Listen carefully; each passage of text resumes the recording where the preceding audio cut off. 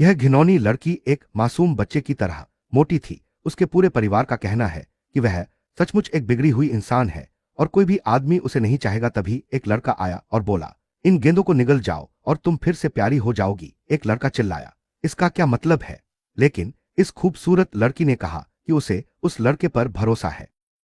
उसने एक बार उसे निगल लिया था और इसीलिए वो मोटी हो गई है। पार्टी में मौजूद सभी लोगों को यह स्थिति घिनौनी लगी, लेकिन वो सीधे उस लड़की के पास गया और बोला, लो ये गोले खा लो, भोली सी बच्ची। मैकडॉनल्ड्स की शेयरधारक हैरान रह गई, क्या उसे इस आदमी की बात माननी चाहिए जबकि वो उसे सब कुछ निगलने के लिए कह रहा था। उसने उसकी झिझक देखी, इसलिए वो उसके कान के पास और पार्टी में मौजूद सभी लोगों को अचंभित करते हुए वह सब कुछ चट करने लगी। एक पल के लिए जब कुछ नहीं हुआ तो वह आदमी वापस आया और उसे ताना मारने लगा, कहने लगा कि वह तो बस एक औरत का मामला है। लेकिन तभी उसकी आंखों से एक सुनहरी आभा निकलने लगी। उसकी चर्बी एक रियल टाइम BBL की तरह फिर से वितरित होने लगी और उसके स्तन तेजी से बढ़ने लगे। आईने में खुद को देखकर उसे यकीन नहीं हो रहा था कि वह किसी के पॉप स्टार जैसी दिख रही है। पार्टी में मौजूद सभी लोग हैरान थे और अब उन सभी बदसूरत अमीर लोगों को लग रहा था कि काश वे भी उनके पीछे पड़ जाए। और चश्मा पहने वह आदमी जो उसका मजाक उड़ा रहा था अब माफी मांग रहा था, लेकिन उसे कचरे की तरह जमीन पर फेंक दिया गया। यह सोचकर हैरानी होती है कि यह हमारे बेटे की मुख्य गतिविधि भी नहीं है, क्योंकि जब स्कूल के सबसे बेहतरीन एथलीट ने उसे 100 मीटर दौड़ के लिए चुनौती दी तो सबको लगा कि वह बुरी तरह हार जाएगा। ये बेवकूफ लोग हंस रहे थे और कह रहे थे, उस जैसे निकम्मे को तो इसमें भाग लेने का भी हक नहीं होना चाहिए। और ऐसा लग भी रहा था, क्योंकि जैसे ही बंदूक चली फिर वो पल आया और उसने पूरी रफ्तार पकड़ ली और तीर की तरह दौड़ पड़ा। ब्लोंडी हैरान रह गई। शीर्ष एथलीट को पीछे छोड़ दिया गया और हमारा लड़का आसानी से जीत गया। ब्रो ने तो बस उस आदमी के फिनिश लाइन के करीब आने का इंतजार करके आखिरी क्षण में उसे छीनकर और उसके अहंकार को चूर चूर करके 5 और ऑरा पॉइंट्स हासिल कर लिए। लेकिन एक नया छात्र प्रांत के प्रतिभाशाली शिष्य को कैसे अपमानित कर सकता है? देखो, इस शख्स के पास रूडो महाद्वीप में सबसे शक्तिशाली आभा थी। 500 वर्षों का प्रशिक्षण, 65 वर्ष की आयु में 11वें चरण तक पहुंचा, दानव राजा को हराया और पूरे महाद्वीप को बचाया। फिर उसके सबसे भरोसेमंद साथियों ने ही उसे धोखा दिया और हद हो गई। हमेशा कोई न कोई महिला। लेकिन उस पल वह बस पीड़ा झेल रहा था। उसने चीख कर कहा कि वह उन्हें कभी माफ नहीं करेगा। फिर वह यायामुरई हिरोटो के शरीर में जागा, जो एक प्रतिष्ठित कुल में जन्मा एक बच्चा था, लेकिन ऊर्जा संचारक अवरुद्ध होने और शरीर के बेकार हो जाने के कारण उसे निकाल दिया गया था। इस नए शरीर में उसके पास कोई शक्ति नहीं है, लेकिन उसके दिमाग में 500 वर्षों का युद्ध ज्ञान। रेस के बाद की कहानी में एक स्कूली गुंडा हमारे नायक से टकरा जाता है और उसे परेशान करने लगता है। बॉक्सिंग और फाइटिंग क्लब के ओसाकी, हारू और होकुबा भी वहां आकर उसे सबक सिखाने लगते हैं। नायक जानता है कि शव के असली मालिक को ये गुंडे धमका रहे थे। उन्होंने उसकी रक्षा करने के बहाने उससे पैसे ले लिए थे। होकुबा हारू को यामुरई से निपटने देता है, क्योंकि यामुरई में कुछ गड़बड़ लगती है। ओसाकी को लगता है उसके जैसे कमजोर को संभालना आसान है और एक ही मुक्के से काम हो जाएगा, लेकिन अब हालात अलग हैं और यामुरई आसानी से मुक्के से बच जाता है। पलटवार करते हुए उस बदमाश की ठोड़ी पर जोरदार मुक्का मारता है, एक साधक के नजरिए से एक बॉक्सिंग क्लब का कप्तान। फिर वह उसके चेहरे पर जोरदार लात मारता है। बॉक्सिंग कप्तान पीछे की ओर उछलकर जमीन पर गिर जाता है। गुंडे सोचते हैं कि क्या वह सच में याओरेई है। हमारा नायक पूछता है कि क्या वे उससे डरते हैं। वे परवाह नहीं करते और उस पर हमला करते हैं, लेकिन वह उन दोनों को पकड़ लेता है और वे दर्द से चिल्लाते हुए कहते हैं कि वे गलत थे। दोनों बाथरूम के फर्श पर गिर पड़ते हैं और रोने लगते हैं। उसे उन्हें छोड़ने की भीख मांगते हैं। इसी बीच लात खाने वाला दूसरा बदमाश उठने लगता है। वह नायक पर एक और मुक्का मारने के लिए हमला करता है, लेकिन उसे चोट लगती है और वह हवा में उड़ जाता है। उसे धमकी देते हुए नायक कहता है कि अगली बार वह इतनी आसानी से नहीं बचेगा। बाथरूम के फर्श पर घायल अपनी गलती मानते हुए वे उससे कहते हैं कि वह अब उनके पास न आए, लेकिन नायक की योजना कुछ और ही है। वे उसकी बात नहीं समझते। यामुरी कहता है कि उन्होंने उससे कुछ सामान छीन लिया है जो वह वापस चाहता है। बदमाश तुरंत वह सामान लौटा देता है जो उसने उससे लिया था। हमारा नायक जानता है उसने हद पार कर दी, लेकिन उन बेवकूफों में किसी को बताने की हिम्मत नहीं। स्कूल में बहुत भीड़ है और यह एक परेशान करने वाली जगह है और वह जल्द से जल्द यहां से निकलना चाहता है। सौभाग्य से उसे अपने दुश्मनों से कुछ पैसे भी मिले हैं। उस रकम से वह कमजोर स्तर के ताबीज बनाने के लिए कच्चा माल खरीदेगा। ताबीज ऐसी चीजें हैं जिन्हें कमजोर साधक अक्सर खरीदते हैं और उसके जैसा निकम्मा भी इस हालत में कुछ ताबीज बना सकता है। सामान बनाने के बाद उसे पता है कि वह उन्हें बेचकर अच्छी खासी रकम जमा कर सकता है। अब उसे खेती के लिए उपयुक्त जगह ढूंढनी है और औषधि सामग्री खरीदनी है। 3 हफ्ते बीत गए हैं और सामान बिकने का कोई आसार नहीं है। इस दुनिया में लोग ताबीजों को बहुत अंधविश्वास की नजर से देखते हैं। गली में दौड़ते हुए प्रथम स्तर के साधक को एक घायल कुत्ता मिलता है। उसकी चोटें गंभीर लग रही थी और दर्द से वह छोटा जानवर जमीन पर गिर पड़ा। इसलिए उसने मौका देखकर कुत्ते पर ताबीज का असर आजमाने का फैसला किया, जो देखने में किसी कार से टकराया हुआ लग रहा था। उसने जानवर के स्वास्थ्य को बहाल कर दिया, जिसके अंग खराब हो रहे थे और उसे शारीरिक चोट। कुछ ही पलों में कुत्ता फिर से स्वस्थ हो जाता है और खुशी से भौंकने लगता है। एक आदमी शिजुरू से कहता है कि यह तो बस एक कुत्ता है और इसके जीने या मरने से कोई फर्क नहीं पड़ता। सुगा परिवार की युवा मालकिन कहती है कि वह ऐसा इसलिए सोच रहा है क्योंकि उसी ने जानवर को टक्कर मारी थी। नाराज होकर मालकिन उस छोटे कुत्ते को पशु चिकित्सक के पास ले जाने की योजना बनाती है।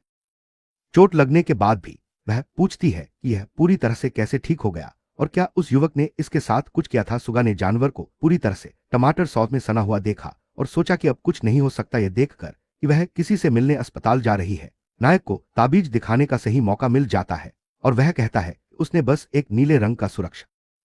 हालांकि वारा को लगता है कि वह एक झूठा धोखेबाज है और कहता है कि वह उसके झांसे में नहीं आएगा। उसे पूरा यकीन है कि उस लड़के ने उन्हें लूटने के इरादे से कुत्ते को उनके रास्ते में फेंक दिया था। भले ही युवती को किसी भी बात पर विश्वास न करने के लिए कहता है, फिर भी वह पूछती है कि क्या ताबीज इंसानों पर काम करता है और यह जानने की कोशिश करती। मस्तिष्क में शारीरिक क्षति के कारण व्यक्ति निष्क्रिय अवस्था में चला जाता है।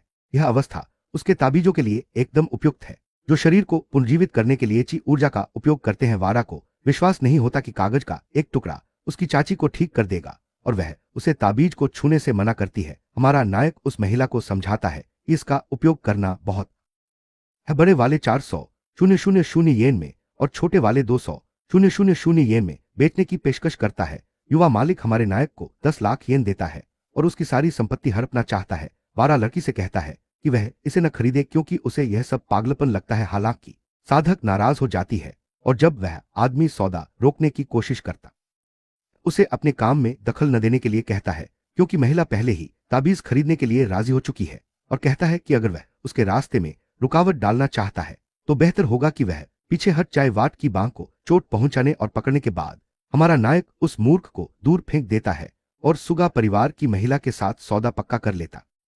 वह आशा करता है कि वह दिन कभी न आए जब उसे उन विशेष ताबीजों का उपयोग करना पड़े। फिर भी शिजुरू उसे मुफ्त उपहार के लिए धन्यवाद देती है और नायक का नाम पूछती है। वह अपना परिचय यामोरी हिरोटो के रूप में देता है और चला जाता है। वो को पूरा यकीन है कि यह आदमी एक धोखेबाज है, यहां तक कि वह यह भी सोचती है कि अगर कोमा जैसी स्थिति में कोई महिला कोशिश महिला को होश में लाना चाहती है। आखिरकार उसके पास पैसे आ जाते हैं और वह घर की तलाश में निकल पड़ता है।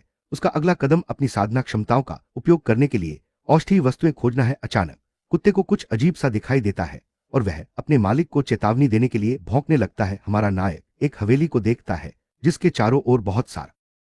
तभी उसकी नजर उस हवेली के बगीचे में उग रही किसी अजीब चीज पर पड़ती है। यह चांदी के दिल के आकार की घास है। अस्पताल में नायक द्वारा पीटे गए लोगों में से एक नर्स से कहता है कि वह दुष्ट है। इलाज के दौरान वह कहता है कि अगली बार वह यमोर से बदला लेगा। शो देख रहे नगर पार्षद सुगा के जी उसके व्यवहार की शिकायत करते हैं। वह कहता है कि उसने परिवार को शर्मिंदा किया है और किसी धोखेबाज की बातों में आकर वह हंसी का पात्र बन जाएगा। नर्सें उस युवा मालकिन के बारे में गपशप करती हैं जिसने ताबीजों पर ढेर सारा पैसा खर्च किया है और उसका मजाक उड़ाती हैं। शाह उदास होकर ताबीज पकड़े हुए कहती है कि वह एक बार फिर कोशिश करना चाहती है। यह उसकी मां को बचाने का आखिरी प्रयास है और वह पार्षद का कहना है कि वह पागल हो गई है और उसे ये पागलपन भरी कोशिशें बंद करनी चाहिए। उसे रहस्यमयी बातों पर विश्वास करते देख उन्हें लगता है कि अगला कदम वह देवताओं से प्रार्थना करना ही होगी। अपने पिता से बहस करते हुए पूछती है कि वह मदद के लिए क्या करेंगे। पूछती है कि जब उसकी मां बेहोश थी तब वह कितनी बार उनसे मिलने गए थे। वह अपने पिता उसके पिता को बहुत गुस्सा आता है और वह उसे थप्पड़ मारने की धमकी देते हैं, लेकिन फिर खुद को रोक लेते हैं। वे कहते हैं कि उनकी बेटी बहुत ज्यादा बकबक कर रही है। वे कहते हैं कि वे नर्स को बुलाकर उसके शरीर से ये ट्यूब निकलवा देंगे। रोती हुई बेटी कहती है कि उसके पिता ऐसा नहीं कर सकते। ताबीज को हाथ में पकड़े हुए वह रोती है और कहती है कि वह अपनी मां का साथ। अचानक ताबीज का असर दिखने लगता है और उससे नीली रोशनी निकलने लगती है। मां जाग जाती है अपनी बेटी के चेहरे पर हाथ रखती है और शिजुरू सुगियो को कहकर पुकारती है। मां जागकर पूछती है कि क्या उसकी बेटी का वजन थोड़ा कम हो गया है। पिता पूरी तरह से हैरान हो जाता है और डॉक्टर को बुलाने के लिए बाहर भागता है। वह सबको फोन करता है। आखिरकार उसकी पत्नी कोमा से जाग गई। यह सुनकर डॉक्टर चौंक गए और पूछने लगे कि क्या यह सच है। वे तुरंत उसकी पत्नी को जांच के लिए अस्पताल ले गए। डॉक्टर ने बताया कि 1.5 साल कोमा में रहने के बाद वह सामान्य जीवन में लौट सकती है। सुगा को लगा कि यह सब नीले ताबीज की वजह से ही संभव हुआ है। उसे पूरा यकीन था कि ताबीज ने अपना असर दिखाया है, जबकि डॉक्टरों को पिता इसे चमत्कार मानते हैं और डॉक्टर उन्हें प्रोफेसर सुजुकी को बुलाने के लिए कहते हैं। वे सोचते हैं कि ताबीज बेचने वाला व्यक्ति शायद कोई दिव्य प्राणी था। योको शिजुरू को गले लगाती है और उसे तकलीफ देने के लिए माफी मांगती है, लेकिन उसकी बेटी खुश है कि वह जाग गई। ईश्वर के अस्तित्व में विश्वास रखते हुए वह उस व्यक्ति को फिर से ढूंढकर धन्यवाद देना चाहती है। इस बीच है अपने पिछले जन्म में धोखा देने वालों को कभी माफ नहीं करेगा। उससे पहले उसे साधना के 11वें स्तर तक पहुंचना होगा और आध्यात्मिक ऊर्जा के स्रोत और सामग्री प्राप्त करनी होगी। वह जानता है कि बदला लेने का दिन नजदीक आ रहा है और उन्हें जल्द ही इसकी कीमत चुकानी पड़ेगी। इस गति से उसकी ऊर्जा समाप्त हो जाएगी, क्योंकि इस दुनिया में आध्यात्मिक ऊर्जा कमजोर है। इससे पार उसे लगता था कि केवल आध्यात्मिक स्रोत या दुर्लभ कलाकृतियां ही पर्याप्त होंगी, लेकिन जब उसे पता चला कि बगीचे में सिल्वर हार घास उग रही है तो वह उत्साहित हो गया। आखिर सिल्वर हार घास एक उच्च कोटि की आध्यात्मिक सामग्री है, सामान्य जड़ी बूटियों से भिन्न। इस आध्यात्मिक सामग्री का उपयोग उन गोलियों को बनाने में किया जाता है जो साधक की साधना अवस्था को बढ़ाती हैं। अगर आप सिल्वर हार्ट फ्रूट्स का इस्तेमाल करके जुकी पिल को परिष्कृत करते हैं तो आप दूसरे चरण तक पहुंच सकते हैं, लेकिन अगर वह लापरवाही बरतेगा तो मुसीबत खड़ी हो जाएगी। जुकी पिल बनाने की सामग्री बहुत महंगी होती है। उसने सोचा था कि वह चुपचाप ताबीज बेच रहा है, लेकिन लगता है उसने मुसीबत खड़ी कर दी है। कुछ लोग उसके धंधे शुरू करने के तीसरे दिन से ही उसका हमारा हीरो देखना चाहता है कि ये निकम्मे लोग पास आने पर क्या करेंगे। अचानक एक लड़की आती है और हमारे हीरो को सबसे गलत समय पर पहचान लेती है। उसने देखा कि जमूरी कैंपस नहीं जा रहा है और उससे पूछती है कि वह वहां क्या कर रहा है। उसे याद आता है कि उसे कबीले से निकाल दिया गया था क्योंकि उसका शरीर कमजोर था और उसके पास पढ़ाई करने का भी। हमारी नायिका जानती है कि वह अकेली सहपाठी थी जिसने इस शरीर के पिछले मालिक का साथ दिया था। वह उसे पैसे देती है ताकि वह उसके साथ पढ़ाई करने वापस जा सके। यायामुरई पैसे नहीं लेता और माफी मांगता है क्योंकि उसे अभी कुछ काम निपटाना है। लड़की समझ जाती है कि वह किसी न किसी समस्या से जूझ रहा होगा। इसी बीच नायक देखता है कि बाईं ओर 7 और दाईं ओर 3 शत्रु हैं। वह जानता है कि वह उन सभी को पल भर में मार गिरा सकता है। हमारा नायक दौड़ना शुरू करता है और चाकू लिए हुए शत्रु उसका पीछा करते हैं। वे एक गली में घुस जाते हैं जहां नायक जा रहा था। वहां पहुंचकर वे देखते हैं कि बाहर निकलने का कोई रास्ता नहीं है और उसे डराने की कोशिश करने लगते हैं। यायामुरई उन सबको एक साथ उस पर हमला करने के लिए कहता है। 5 डरावने दिखने वाले लोगों का समूह उसके सामने रुक जाता है। सभी हथियारबंद हैं। एक गंजा आदमी लड़ने के लिए तैयार हो जाता है और कहता है, यह तो मजेदार होने वाला है। हमारा साधक पूछता है कि वे कई दिनों से उसका पीछा क्यों कर रहे हैं। वह आदमी कहता है कि वह बिना किसी दुश्मनी के साथ। वे पूछते हैं कि अमितानी कबीले की युवा मालकिन को उस जैसे आदमी में दिलचस्पी क्यों है। वह महिला लगभग मुख्य किरदार की मंगेतर बनने वाली थी और वह सोचता है कि शादी टूटने के कारण उसे मार डालना सरासर अन्याय है, इसलिए वह उनसे जवाब निकलवाने की कोशिश करेगा। लड़की याकूजा सदस्यों को यायामुरई को मारने की कोशिश करते हुए देखती है और चौंक जाती है। उसे लगता है कि वह अपने कमजोर शरीर से हथियारबंद गुणों का मुकाबला नहीं कर सकता। लड़की लड़के की जान बचाने के लिए पुलिस को बुलाने का फैसला करती है। एक याकूजा सदस्य उसे गली की भटकी हुई बिल्ली कहता है और पूछता है कि वह फोन पर क्या कर रही है। वह पागलों जैसी शक्ल बनाकर उसके हाथ से फोन छीन लेता है। गिरोह के सदस्य उसे बॉस कहते हैं और उसके आने पर हमारा नायक देखता है कि उनका नेता मोचामा के बाल जबरदस्ती खींच रहा है। नेता उसे विजेता कहता है क्योंकि पहले सेत्सु अमातानी थी और अब इस छोटी बच्ची को बच्ची चीख चीख कर यायामुरई से भागने को कहती है क्योंकि वे सब हथियारबंद हैं। वह यह भी कहती है कि वे उस पर हाथ नहीं उठा सकते क्योंकि वह कजो मोची कबीले की बेटी है। हालांकि गंजा गिरोह का सरगना मोजामा कबीले का मजाक उड़ाता है। फिर वह कहता है कि अगर वे उसे वहीं दफना दे तो किसी को कभी पता नहीं चलेगा कि वह कहां गई। लड़की बहुत डर जाती है और वह संकी कहता है कि अगर उसे किसी को दोष देना है तो यह उसकी अपनी मूर्खता होनी चाहिए। जैसे ही उसे चाकू मारने की कोशिश करता है, नायिका पलटवार करती है और सीधे उस पर वह उसके हाथ से चाकू छीन लेता है और उसे दीवार से चिपका देता है। माकिमा सोचती है कि क्या यह सचमुच यामुरई है। आखिर वह तो वाकई बहुत अलग लग रहा है। हमारा हीरो उन्हें धमकी देता है और कहता है कि वह सिर्फ एक बार पूछेगा कि उन्हें यहाँ किसने भेजा है कहीं और। वे इंस्पेक्टर काया को सूचना देते हैं। स्कारफेसेस गिरोह ईस्ट स्ट्रीट की गलियों में हरकतें कर जांचकर्ता जोश से भरा हुआ तेजी से गाड़ी चलाने लगता है और चीफ ओनागा को बिना बताए बैकअप के लिए फोन करता है। उन्हें बिना सोचे समझे कार्रवाई न करने के लिए कहता है क्योंकि वे तस्कर हैं और लोगों को मारने में जरा भी संकोच नहीं करेंगे। कोई जवाब न मिलने पर वह रेडियो पर मौजूद व्यक्ति से यह जानने के लिए पूछताछ शुरू करता है कि क्या उसने उसकी बात।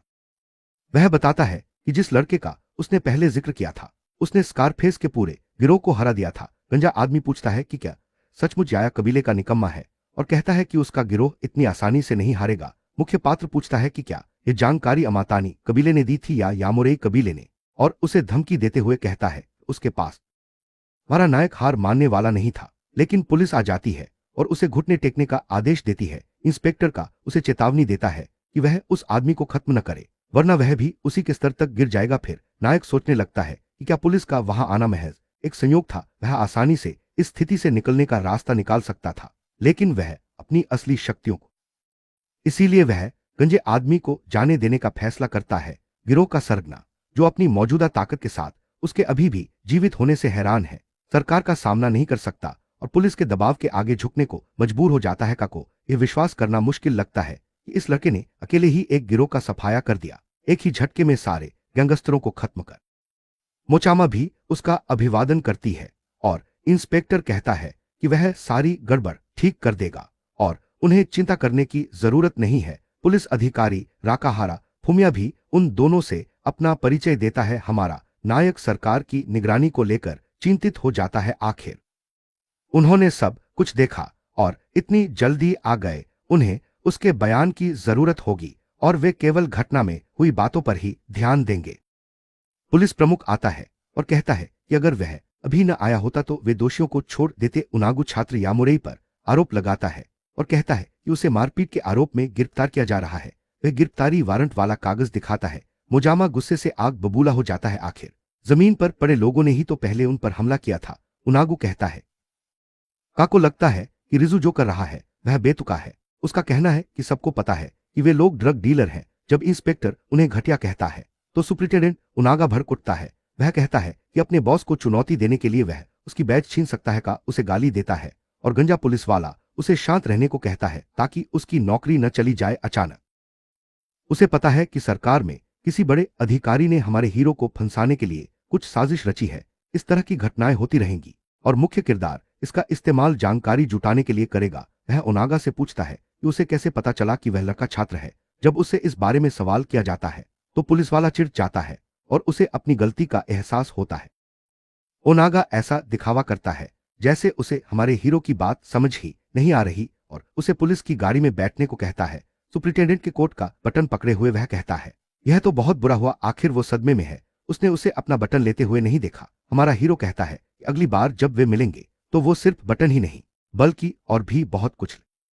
लुनागा उसे अपने किए पर पछतावा करवाना चाहता है और उस छात्र पर बहुत गुस्सा हो जाता है। कुछ समय बीतता है और जेल के अंदर एक पुलिस वाला एक कैदी की सलाखों पर लाठी मारता है। पुलिस वाला कहता है कि उसका निशाना जल्द ही आने वाला है और उसे खत्म करने का आदेश है। वह खूंखार कैदी अपनी किताब बंद करता है और कहता है कि वह अपना मिशन समझ गया है। हमारा जब सलाखें बंद हो जाती हैं तो उसे लगता है कि वे उस पर हमला करने की योजना बना रहे हैं। उसे यह दिलचस्प लगता है और वह सोचता है कि क्या उसके साथ सेल में बंद आदमी ही इस योजना का मास्टरमाइंड है। लंबे समय से उस आदमी का एक निजी नियम था, वह उस जैसे कमजोर लड़के को पीटना नहीं चाहता था, लेकिन इस बार उसे नौकरी मिल गई है इसलिए वह कुछ नहीं कर सकता। हमारा नायक पूछता है कि क्या वह महज एक और चापलूस है। यामुरेई को इस जगह में कदम रखते ही जलन महसूस हुई। वह अभी कमजोर हो सकता है लेकिन वह फकी से निकलने वाली शक्ति को ठीक से महसूस कर सकता है। उसे उसके चारों ओर आध्यात्मिक बुद्धि का एक बहुत मजबूत आभा मंडल दिखाई देता है, पागलों की तरह।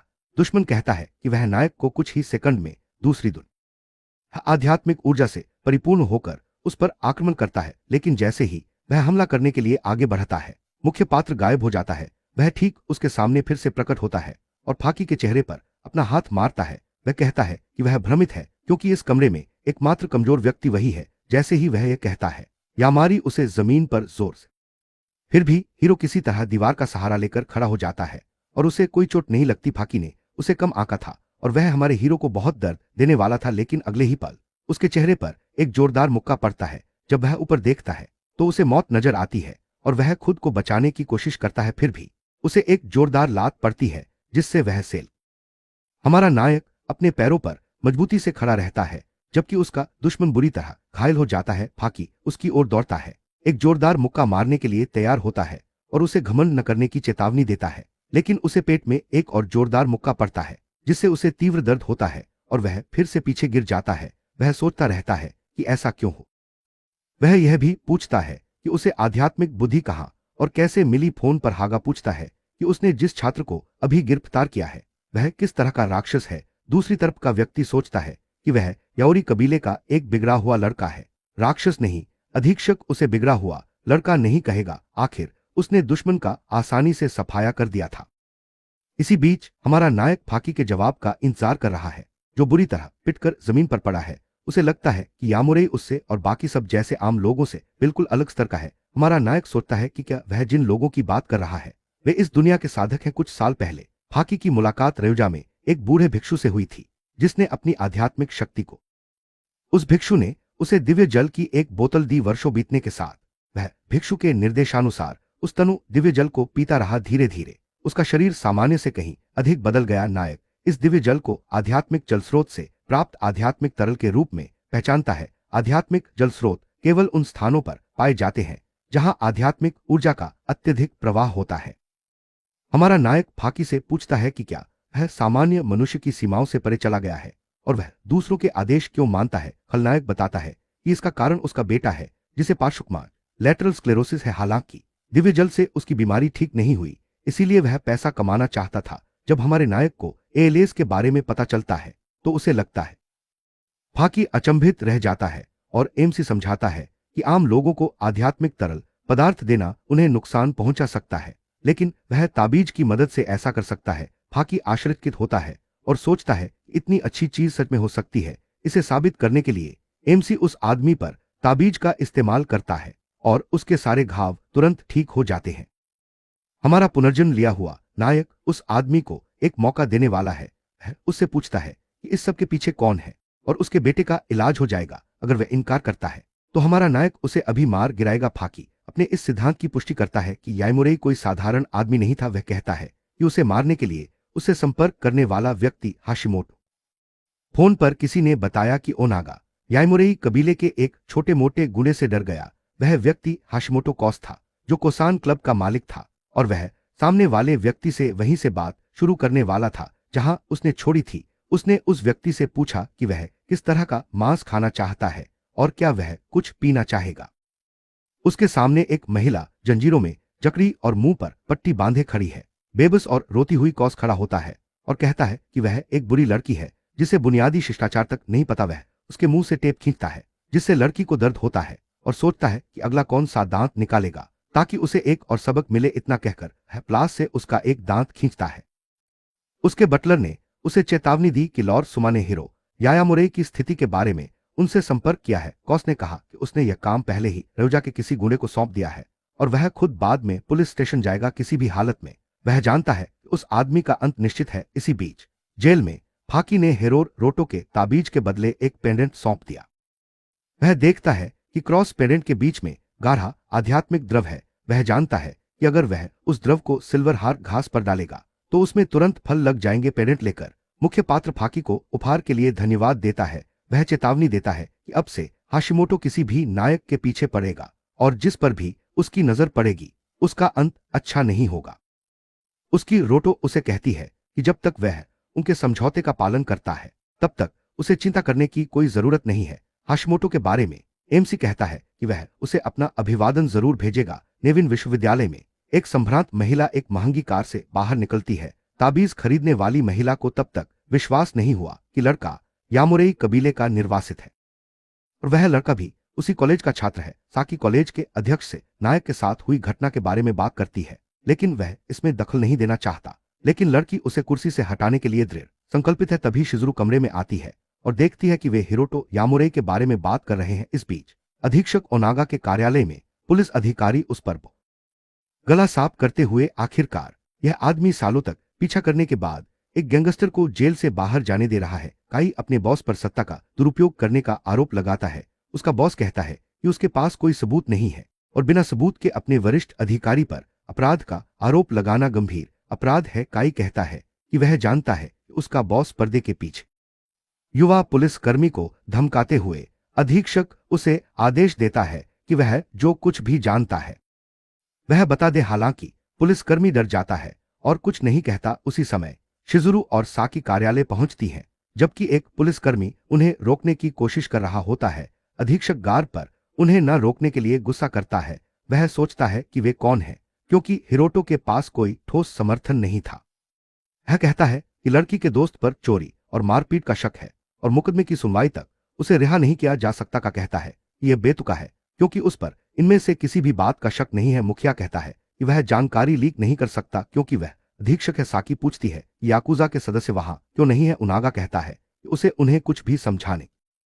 शिजुरू उससे कहती है कि वह उसके साथ ऐसा करके देखे और इंतजार करते हुए बैठ जाती है। भ्रष्ट व्यक्ति पुलिस को इन लोगों को हवालात में डालने का आदेश देता है और उन्हें चुप रहने को कहता है। उन्हें योमुरेई हिरोटो के सहयोगी होने के संदेह में हिरासत में लिया जाएगा और कारुई को एक अपराधी का पक्ष लेने के लिए निलंबित कर दिया गया है और उससे पूछताछ की जाएगी। शिजेरू पूछती है कि अगर डायरेक्टर ओई मनगढ़ंत अपराध गढ़ता रहे तो क्या वो चुप रहेगा। उनागा उसे राष्ट्रीय स्तर की सार्वजनिक हस्ती का अपमान करने के लिए धमकाता है, जिससे उसका अपराध और भी गंभीर हो जाता है। शिजेरू कहती है कि वे सुप्रिटेंडेंट उनागा के लिए संयोग रच रहे हैं। चीप चिढ़ जाता है क्योंकि वह मामले को और जटिल बना रही है।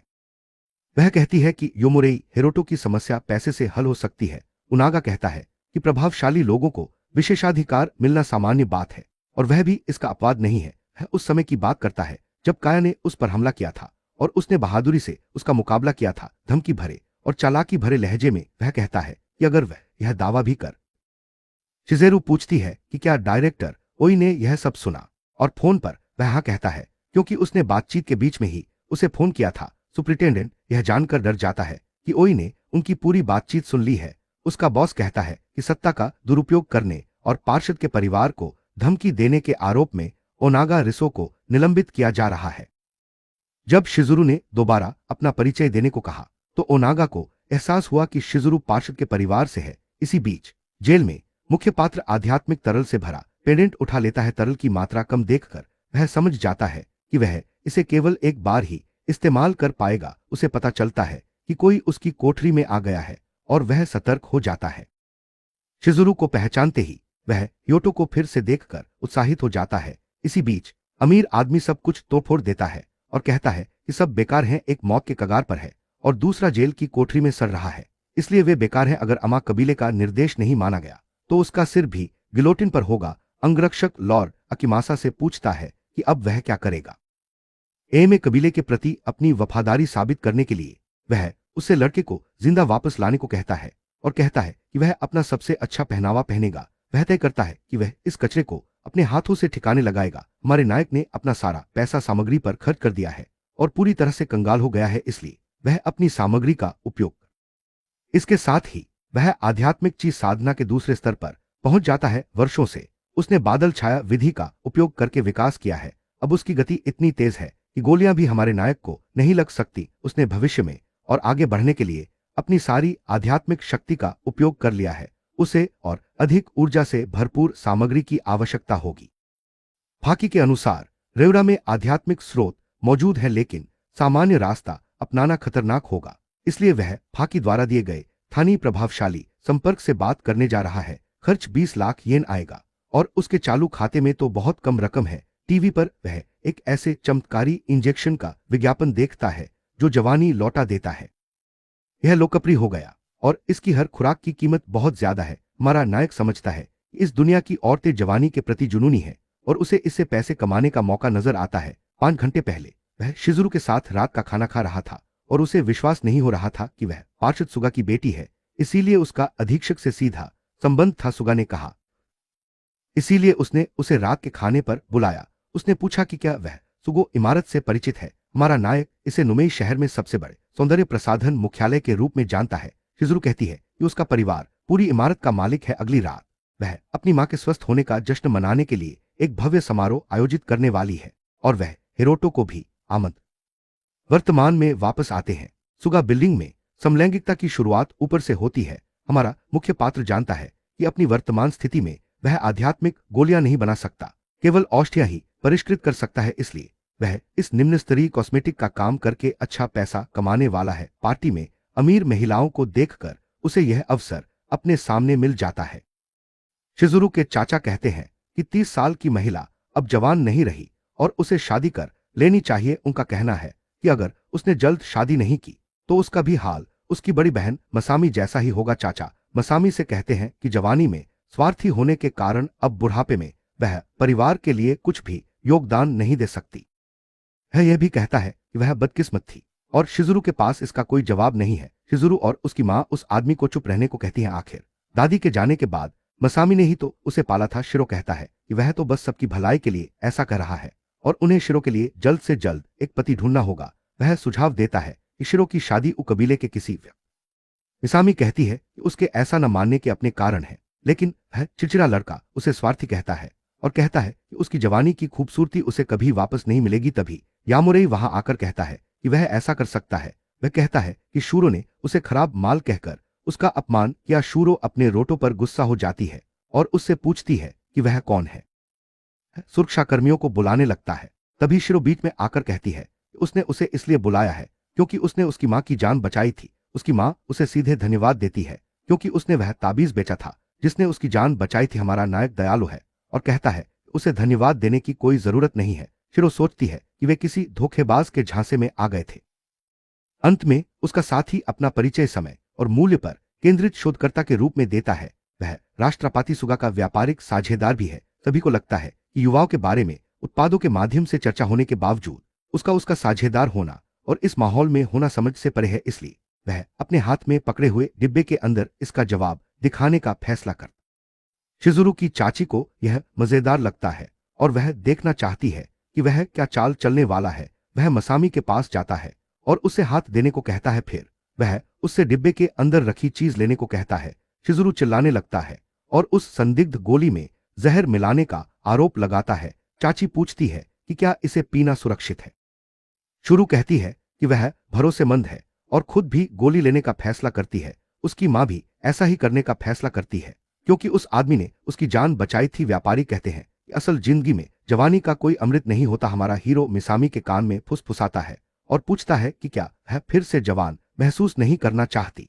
आखिरकार वह रो पड़ती है।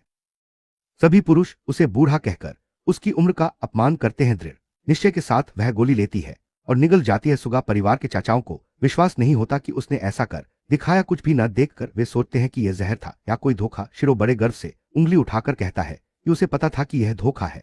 तभी अचानक मसामी के बाल और त्वचा बदलने लगते हैं। इससे सभी साझेदार और परिवार के सदस्य पूरी तरह से सदमे में आ जाते हैं। अमीर बुजुर्ग महिलाएं उनसे कीमत बताने को कहती हैं और उन्हें बेतहाशा रकम की पेशकश करती हैं।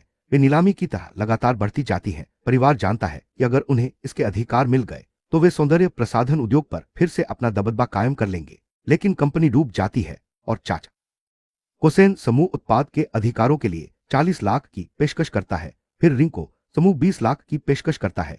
शरीस कहता है कि वह शिजुरू का मेहमान है और यह कोई नीलामी नहीं है। सबको शांत रहने के लिए कहने के बाद वह शिजुरू के रोटो से व्यापार की बात करने चला जाता है। शरीस 30 लाख की पेशकश करता है और बिक्री का 7030 हिस्सा देने का प्रस्ताव रख।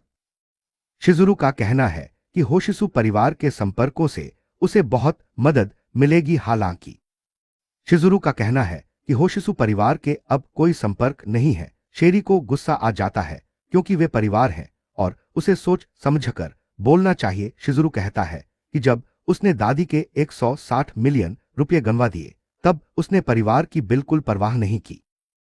कबीले के धन को निकालते हुए बैंक उनसे पत्र मांगता है और पूछता है कि क्या उन्हें उनकी सूची में शामिल किया जाना चाहिए। शिजेरू की मां पूछती है कि क्या उसने उसकी मां की कंपनी को बर्बाद कर दिया है। शिरो हैरान होकर पूछती है कि उन्हें कैसे पता चला। लड़की जानती है कि वह कार्यक्रम में उसकी मां का सारा पैसा हड़पने आया था, ठीक वैसे ही जैसे उसने उनकी दादी के। बिना पूंजी के उसके पास वो 30 मिलियन भी नहीं है। जब वो उस पर अपनी मां को धोखा देने का आरोप लगाती है तो शिरो कहता है कि यह सच नहीं है। वो घुटनों पर गिरकर गिड़गिड़ाता है और भाई बहन होने का नाटक करता है। नाराज होकर वो कहती है कि उसने उसे निराश किया है और उसने उसकी कंपनी में इसलिए मदद की क्योंकि उसने कहा था कि वो बदल गया है, घुटनों पर बैठकर खुद। लेकिन वह कहती है कि वह उसकी स्वार्थपरता को नजरअंदाज नहीं कर सकती। आखिरकार उसने उनकी मां की विरासत को बर्बाद कर दिया। वह कुर्सी से उठ खड़ी होती है और उसे अपनी गलती सुधारने के लिए कहती है। हैरान होकर शिरो पूछता है कि क्या वह उसे कंपनी के कारोबार से बाहर कर रही है। शिजुरु उसे दो विकल्प देती है, या तो अदालत का सामना करे और जीवन भर अपने किए की। सुगा यामुरे से कहता है कि इस पार्टी में असली पेशेवर लोग हैं जो व्यापार कर सकते हैं। वह कहता है कि वह उन्हें हमारे नायक से मिलवाएगा। 40 मिलियन उसके लिए उचित है और उसे 80% हिस्सा रखना चाहिए, लेकिन उसे सावधान रहना होगा क्योंकि वहां हर कोई लालची है ही। रोटो को उस पर भरोसा है कि वह व्यापार संबंधी मामलों को संभाल लेगी। भव्य आयोजन के बाद वह देखती है कि जगह बहुत बड़ी है और वह विनम्रता से कहता है कि यह किराए पर है।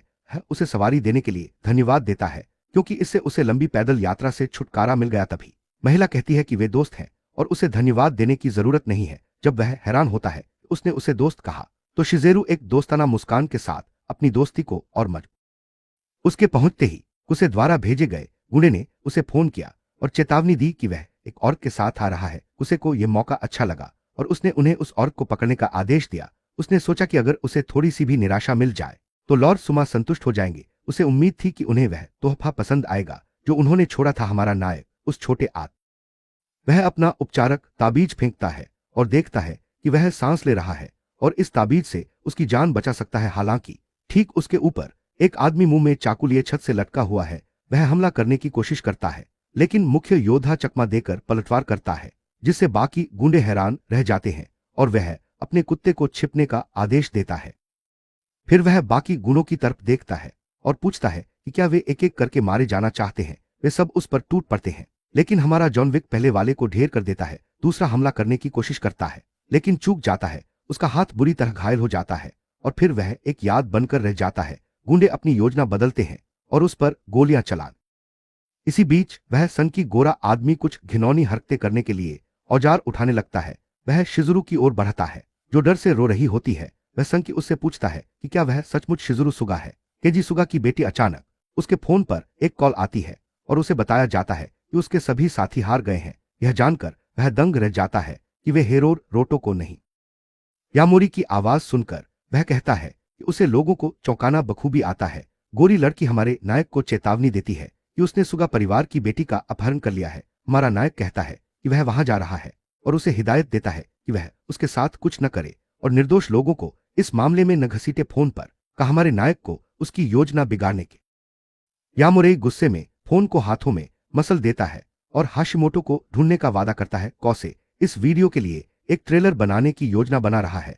वह उसके मुंह से टेप हटाता है और उसके गार उसके दरवाजे पर दस्तक देने लगते हैं। चिढ़कर पूछता है कि क्या आपात स्थिति है और उसके गार बताते हैं कि गोदाम में आग बुझाने की प्रणाली सक्रिय हो गई है।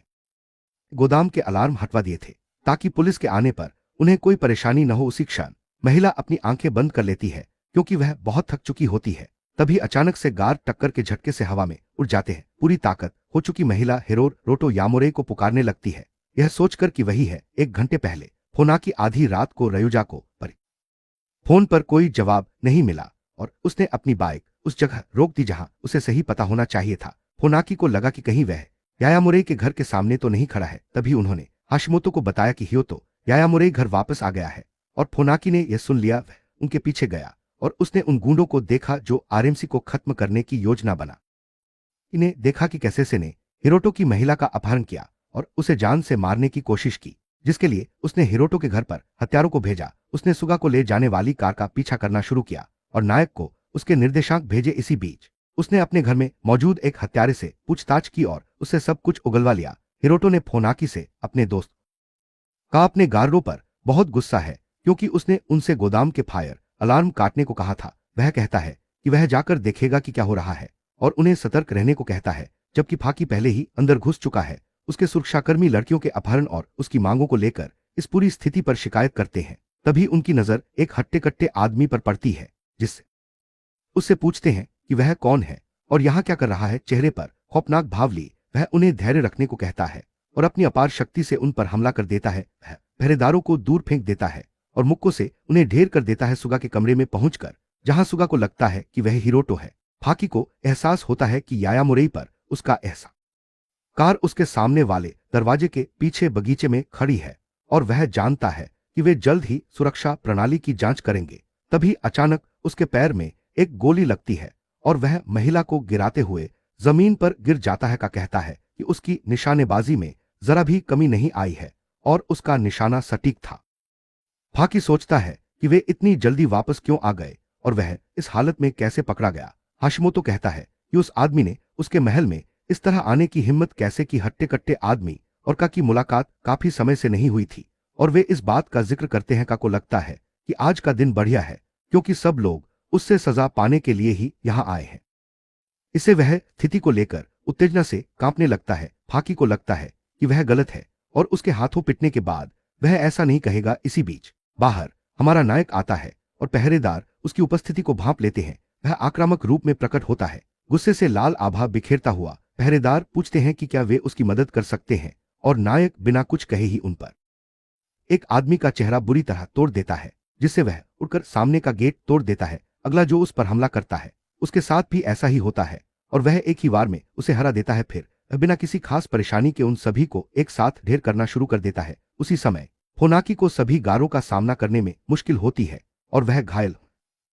उसे लगता है कि उसे यह नौकरी नहीं लेनी चाहिए थी और वह एक लड़की को भी नहीं बचा पाया। का कहता है कि उस आदमी को मारने के बाद वह अपने बच्चों और पत्नी को दूसरी दुनिया में अपने साथ रहने के लिए भेज देगा, लेकिन उससे पहले वह मनोरोगी उन्हें टुकड़े टुकड़े करने की योजना बना रहा है। तभी एक धमाके से सामने का दरवाजा खुल जाता है और हाशिमोटो सोचता है कि यह किसने किया और धुएं के पीछे एक परछाई दिखाई देती है। हमारा नायक कहता है कि यमराज ने उसे कौस को पाताल लोक ले जाने के लिए भेजा था। फाकी कहता है कि बच्चे ने बहुत देर लगा दी और अपने साथी को एक उपचार ताबीज देते हुए कहता है यह पिछली बार की तरह ही काम करेगा। गार्ड और हाशिमोटो गोलियां चलाना शुरू कर देते हैं और नायक भाग गोलियों से बचता हुआ, क्योंकि दूसरे चरण के साधक पर गोलियां बेकार होती हैं। काउस उसकी तेजी देखकर दंग रह जाता है और उसके तुरंत बाद दो और लोग ढेर हो जाते हैं। ये देखकर गोरा लड़का डर जाता है और पीछे के दरवाजे से भागने लगता है। हाशिमोटो को इसकी उम्मीद नहीं थी और वह भी भागना चाहता है क्योंकि वह किसी मार्शल आर्ट के जानकार की तरह फुर्तीला है। हताश होकर वह लिफ्ट का बटन तेजी से दबाने लगता है ताकि लिफ्ट जल्दी आए और वह लिफ्ट नहीं आती और उसका एक गार्ड दरवाजे से जा टकराता है, जिससे गोरा आदमी सदमे में आ जाता है और हिरोटो को शांत होने के लिए कहता है। वह इशारा करता है कि उसे खत्म करने वाला लॉर इमा है और कौस उसी की सुरक्षा में है। हमारे हीरो ने उसके बारे में कभी नहीं सुना था और कहता है कि गोरा आदमी इतना कष्ट सहेगा कि वह मरने की इच्छा करेगा। डरा हुआ हाशिमोटो अनजाने में बता देता है कि अमितानी कबीले की बेटी के साथ संबंध बनाने के कारण एलर, जो उसे जान से मारना चाहता है, मुख्य पात्र अपनी यादों को खंगालता है, लेकिन उसे सेत्सु अमितानी के साथ कोई भी घटना याद नहीं आती, इसलिए उसे लगता है यह सब एक साजिश हो सकती है। कोसी कहता है यह सब केवल अमितानी कबीले ने ही रचा होगा और हियोटो को कोसी कहता है कि अगर वह उसे जाने देगा तो वह उसकी तारीफ करेगा और उसे बाद में इसका महत्व समझ आएगा ही। रोटो उसे तुच्छ समझता है और उसके चेहरे पर एक जोरदार मुक्का मारता है, जिससे वह जमीन पर गिर जाता है और फिर उसे घसीटते हुए उस जगह का दरवाजा तोड़ देता है। हमारा नायक उन महिलाओं को पाता है जिन्हें उसने अगवा किया था, एक चाकू उठाता है और वह चाकू उनके सामने जमीन पर फेंक देता है और कहता है कि औरतें खुद तय कर ले कि वे उसके साथ क्या करेंगी। घायल हाशिमोतो यह कहने की कोशिश करता है कि उसके पास एमसी की मदद करने के लिए पैसे और अहमियत है, लेकिन यामुरेई को कोई फर्क नहीं पड़ता और औरतें चाकू छीनकर उसके पीछे दौड़ पड़ती हैं, यह कहते हुए कि उन्हें उसके पैसे नहीं चाहिए। उन्हें उसके बाद पुनर्जन्म लेने वाला वह व्यक्ति अपने हरे ताबीज से सुगा को ठीक कर देता है। हमारा हीरो फाकी को जाने के लिए कहता है। आखिर उसने पुलिस को फोन कर दिया है और वे रास्ते में है। वह कहता है कि सुगा को पुलिस के हवाले करने और उसकी सुरक्षा सुनिश्चित करने के बाद तुरंत वापस आएगा। फाकी जानती है कि उसके पास वह जानकारी है जिसकी उसे जरूरत है और वह जान हमारा हीरो कहता है कि वह आईएमए कबीले की जांच करेगा और उन्हें खत्म कर देगा। हमारे हीरो ने हाशिमोटो को हरा दिया, लेकिन सुमा अभी भी कहीं बाहर है, इसलिए उसने कड़ी ट्रेनिंग शुरू कर दी है और वह जल्द से जल्द उसका पता लगाकर उसे खत्म करने जा रहा है। अचानक किसी ने दरवाजे की घंटी बजाई और वह सोचने लगा कि इस समय कौन आया है। उन्हें राष्ट्रपति सुगा की ओर से निमंत्रण मिलता है, जिसमें लिखा होता है कि तैयारियां पूरी होते ही वे रवाना हो जाएंगे। उन्हें समझ नहीं आता कि राष्ट्रपति सुगा का क्या मतलब है। वे उन्हें फोन करके निमंत्रण मिलने की जानकारी देते हैं और पूछते हैं कि सूट किस लिए है। राष्ट्रपति उन्हें निमंत्रण पत्र के अंदर देखने के लिए कहती है, जिसमें लिखा होता है कि यह हाशिसु परिवार हमारे मुख्य पात्र को यह जानकर आश्चर्य होता है कि उन्हें हाशिसु पार्टी में आमंत्रित किया गया है। शिजुरु का कहना है कि ज़ुरान गोली बेचने से वे परिवार के करीब आ जाएंगे और नुमेई शहर के फार्मा बाजार पर उनका दबदबा हो जाएगा। इसके अलावा ऐसा लगता है कि उनकी पूर्व मंगेतर भी इस कार्यक्रम में मौजूद होंगी। उन्हें एहसास होता है कि वह अतानी वंश की युवा प्रेमिका सूट पहनकर हाशिसु परिवार की पार्टी में जाता है। वहां उसकी नजर मिस्टर पियर्स और किटारो पर पड़ती है, जो केंटा समूह के सदस्य हैं और शहर के व्यापारिक जगत के बड़े नाम हैं। हमारा मुख्य वक्ता उनसे पूछता है कि क्या वे भी आज रात हाशिसु परिवार के करीब आना चाहते हैं। हालांकि प्रतिष्ठित परिवार में पैदा हुआ है, लेकिन उसे इस बात का जरा भी अंदाजा नहीं है। लोग व्यापारिक संबंध बनाने की उम्मीद से इस पार्टी में आए थे। उसी क्षण हाशिसु परिवार के मुखिया अमातानी सेत्सु, जो हमारे पुनर्जन्मित पात्र हैं, वहां पहुंचते हैं और उनके आसपास आध्यात्मिक ऊर्जा का संचार देखते हैं। उन्हें आश्चर्य होता है कि क्या वह हारुतो की पूर्व मंगेतर के शरीर की असली मालकिन है। परिवार की मुखिया हाशु नाना सेत्सु के बगल में बैठी हैं और मुख्य पात्र को वह सोचता है कि क्या वह भी एक साधिका है और क्या इस दुनिया में उसकी साधना की विधियां भी अनूठी हैं। उसे लगता है कि वह बहुत आत्मविश्वासी होगी। आखिर वह अपनी ऊर्जा को छिपा नहीं रही है। अगर वह वही है तो उसे इसके बारे में जरूर पता होगा और वह बाद में उससे पूछेगा। शिजुरु अपनी मौसी से बात करने जाती है और उनकी सुंदरता की तारीफ करते हुए कहती है कि वह बहुत आखिरकार उसने सुना कि वह कोमा से बाहर आ गई है और ठीक लग रही है। शिजुरु उसकी चिंता के लिए उसे धन्यवाद देती है और सेगा कहती है कि वह धीरे धीरे ठीक हो रही है। वह कहती है कि उसने अपनी मां के लिए ज़ुआन की गोली खरीदी है और उन्हें अपने हाथ में नवीनतम मॉडल दिखाती है। वह इसका प्रचार करते हुए कहती है कि यह आपको हमेशा सुंदर बनाए रखती है और नाना ने लोगों को पता चलता है कि यह आखिरी बची हुई गोली है और इसकी कीमत बहुत ज्यादा है। नाना को इसकी गुणवत्ता अच्छी लगती है और इसीलिए इसे आध्यात्मिक गोलियों का शिखर कहा जाता है और यह कहीं और नहीं बिकती। वह पूछती है कि इस गोली को किसने बनाया है और हिरोटो अपने दोस्त और साथी से मिलवाता है। जब सेत्सु हिरोटो याइमुरेई का नाम सुनती है तो वह चौंक जाती है। नाना हैरान है क्योंकि वह उसे बचपन से जानती थी और अब वह काफी बड़ा हो गया है और एक आदमी बन गया है। वह कहती है कि यायामुरेई कबीले में प्रतिभा को पहचानने की कोई समझ नहीं है। आखिर उस लड़के ने इतनी कम उम्र में ही औषधि तैयार कर ली थी। सेत्सु नाराज होकर कहता है कि उसके कौशल इस परिवार के किसी काम के नहीं होंगे, क्योंकि उनकी हैसियत के हिसाब से उन्हें एक प्रतिष्ठित परिवार ने माना साधना विधियों में महारत हासिल कर ली है।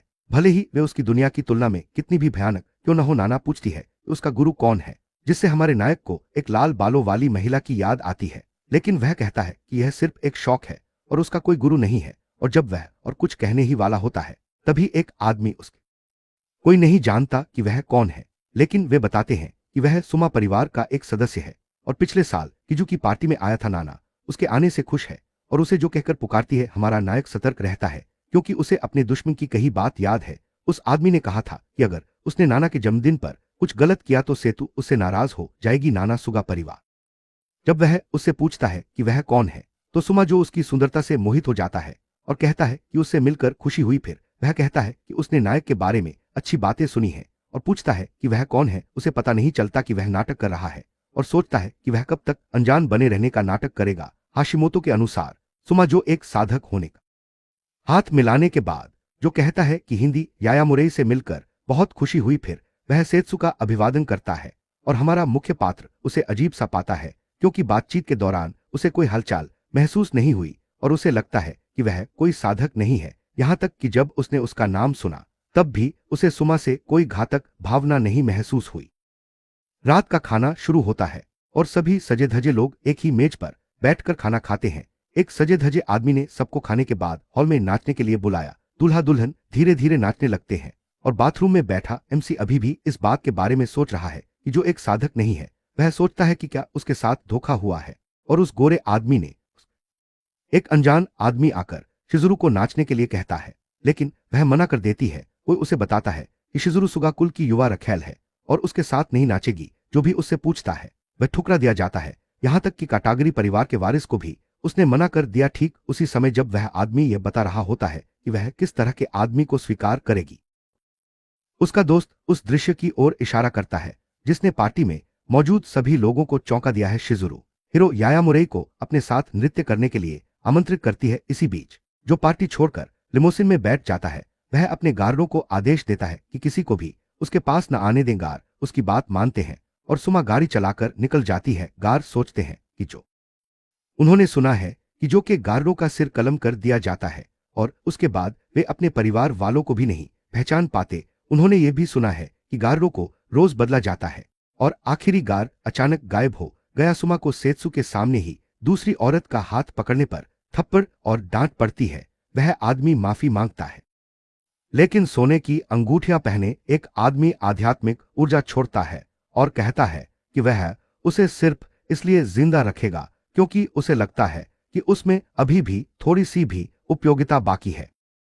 लेकिन अगर वह एक साधारण काम भी नहीं कर सकता तो उसे जल्द ही बाहर कर दिया जाएगा। यह असली सुमा जो है कबीले का वंशज, न कि वह धोखेबाज जो पार्टी में गया था। असली लॉर्ड जो कार से उतरता है और दो गारों को हॉल तक अपने पीछे आने का आदेश देता है। गारों ने गौर किया कि अफवाहें सच थीं और सुमा के साथ कार से केवल एक ही व्यक्ति उतरा। सोच रहे हैं कि लिमोसिन में क्या हुआ और हम देखते हैं कि भेस बदले हुए जो को पिछली सीट पर बांधकर पूरी तरह जकड़ दिया गया है। पार्टी में वापस आकर असली जो सेत्सु से माफी मांगता है क्योंकि उसे कोई जरूरी काम आ गया है। वह देखता है कि शिजुत्सुगा एक आदमी के साथ नाच रही है और उसे यकीन नहीं होता आखिर उसने उस आदमी को कभी नहीं देखा जिसके साथ वह अभी नाच। दोनों पियानो की धुन पर नाचते हैं और एक दूसरे को प्यार भरी निगाहों से देखते हैं। तभी हमारा मुख्य किरदार उसे अपने करीब खींच लेता है और वह कहती है कि वह बहुत अच्छा नाचता है। वह कहती है कि अगर उन्हें होशिसु कबीले को जुयान की गोली बेचनी है तो उसे पार्टी के माहौल में ढलना होगा। शरीर के मूल स्वामी ने बॉलरूम डांस सीखा था और साधना के दूसरे चरण के कारण। नाना पूछती है कि क्या सेत्सु को उस लड़के के अद्भुत नृत्य कौशल के बारे में पता नहीं था और सेत्सु कहती है कि भले ही वह अच्छा नर्तक हो फिर भी वह एक आम आदमी ही है। नाना देखती है कि वह लड़की सब कुछ ध्यान से देख रही थी। जोमोरे को भी पता चलता है कि यामुरे में भी नृत्य की प्रतिभा है। सुमा नाना को बताता है कि वह अभी अभी हर्टो से मिला है और नाना को इस अमा कबीले की शक्ति के बावजूद। नाना पूछती है कि क्या वह बागी बच्चे के अतीत की छानबीन नहीं कर सकता। सुमा कहता है कि वे नौमी शहर में कोई परेशानी नहीं खड़ी करना चाहते क्योंकि यह होशिसु कबीले का इलाका है। नाना सोचती है कि तरीका माने नहीं रखता। आखिर हिरोतो की रसायन विद्या में प्रतिभा असाधारण है। वह बस उसकी क्षमता को कबीले के भविष्य से जोड़ना उसे अब और दुनिया में बेकाबू नहीं छोड़ना चाहती। सुमा को लगता है कि नाना उसे धमका रही है और अगर सेत्सु वहां न होती तो वह उसे बहुत पहले ही रास्ते से हटा देता। वह सोचता है कि हिरोतो यामुरे जैसे निकम्मे आदमी का क्या करे। मेहमान मुख्य किरदार द्वारा नायक की पूर्व पत्नी को परेशान करने की बातें करने लगते हैं, ये कहते हुए कि वह उसी क्षण जा रही है और जैसे वो डिब्बे में बची आखिरी कुकी हो वैसे ही वो झट से बोल पड़ती है कि उसके करीब आना बेकार है। हमारा नायक सोचता है कि नीले बालों वाली लड़की क्या कह रही है। चिढ़कर लड़की सोचती है कि गोलियां बनाने से वो अमीर नहीं बनेगा, बस उसके गुजारे ही पूरे होंगे। हमारा नायक शराब का एक घूंट लेता है और कुछ नहीं कहता, जबकि वो उससे कहती है कि खुद पर ध्यान दो। हितो ने तीखे शब्दों में जवाब देते हुए पूछा कि वह अपनी इस छोटी सी बात में किसके बारे में बात कर रही है। लड़की ने कहा कि वह जो आध्यात्मिक ऊर्जा उत्सर्जित कर रही है वह जानबूझकर नहीं है, ऐसा इसलिए है क्योंकि उसे इसे नियंत्रित करना नहीं आता। लड़की चौंक गई और पूछा कि उसे यह कैसे पता चला। उसने उसे चेतावनी दी कि जबरदस्ती साधना करने से ऊर्जा का अवशोषण थे।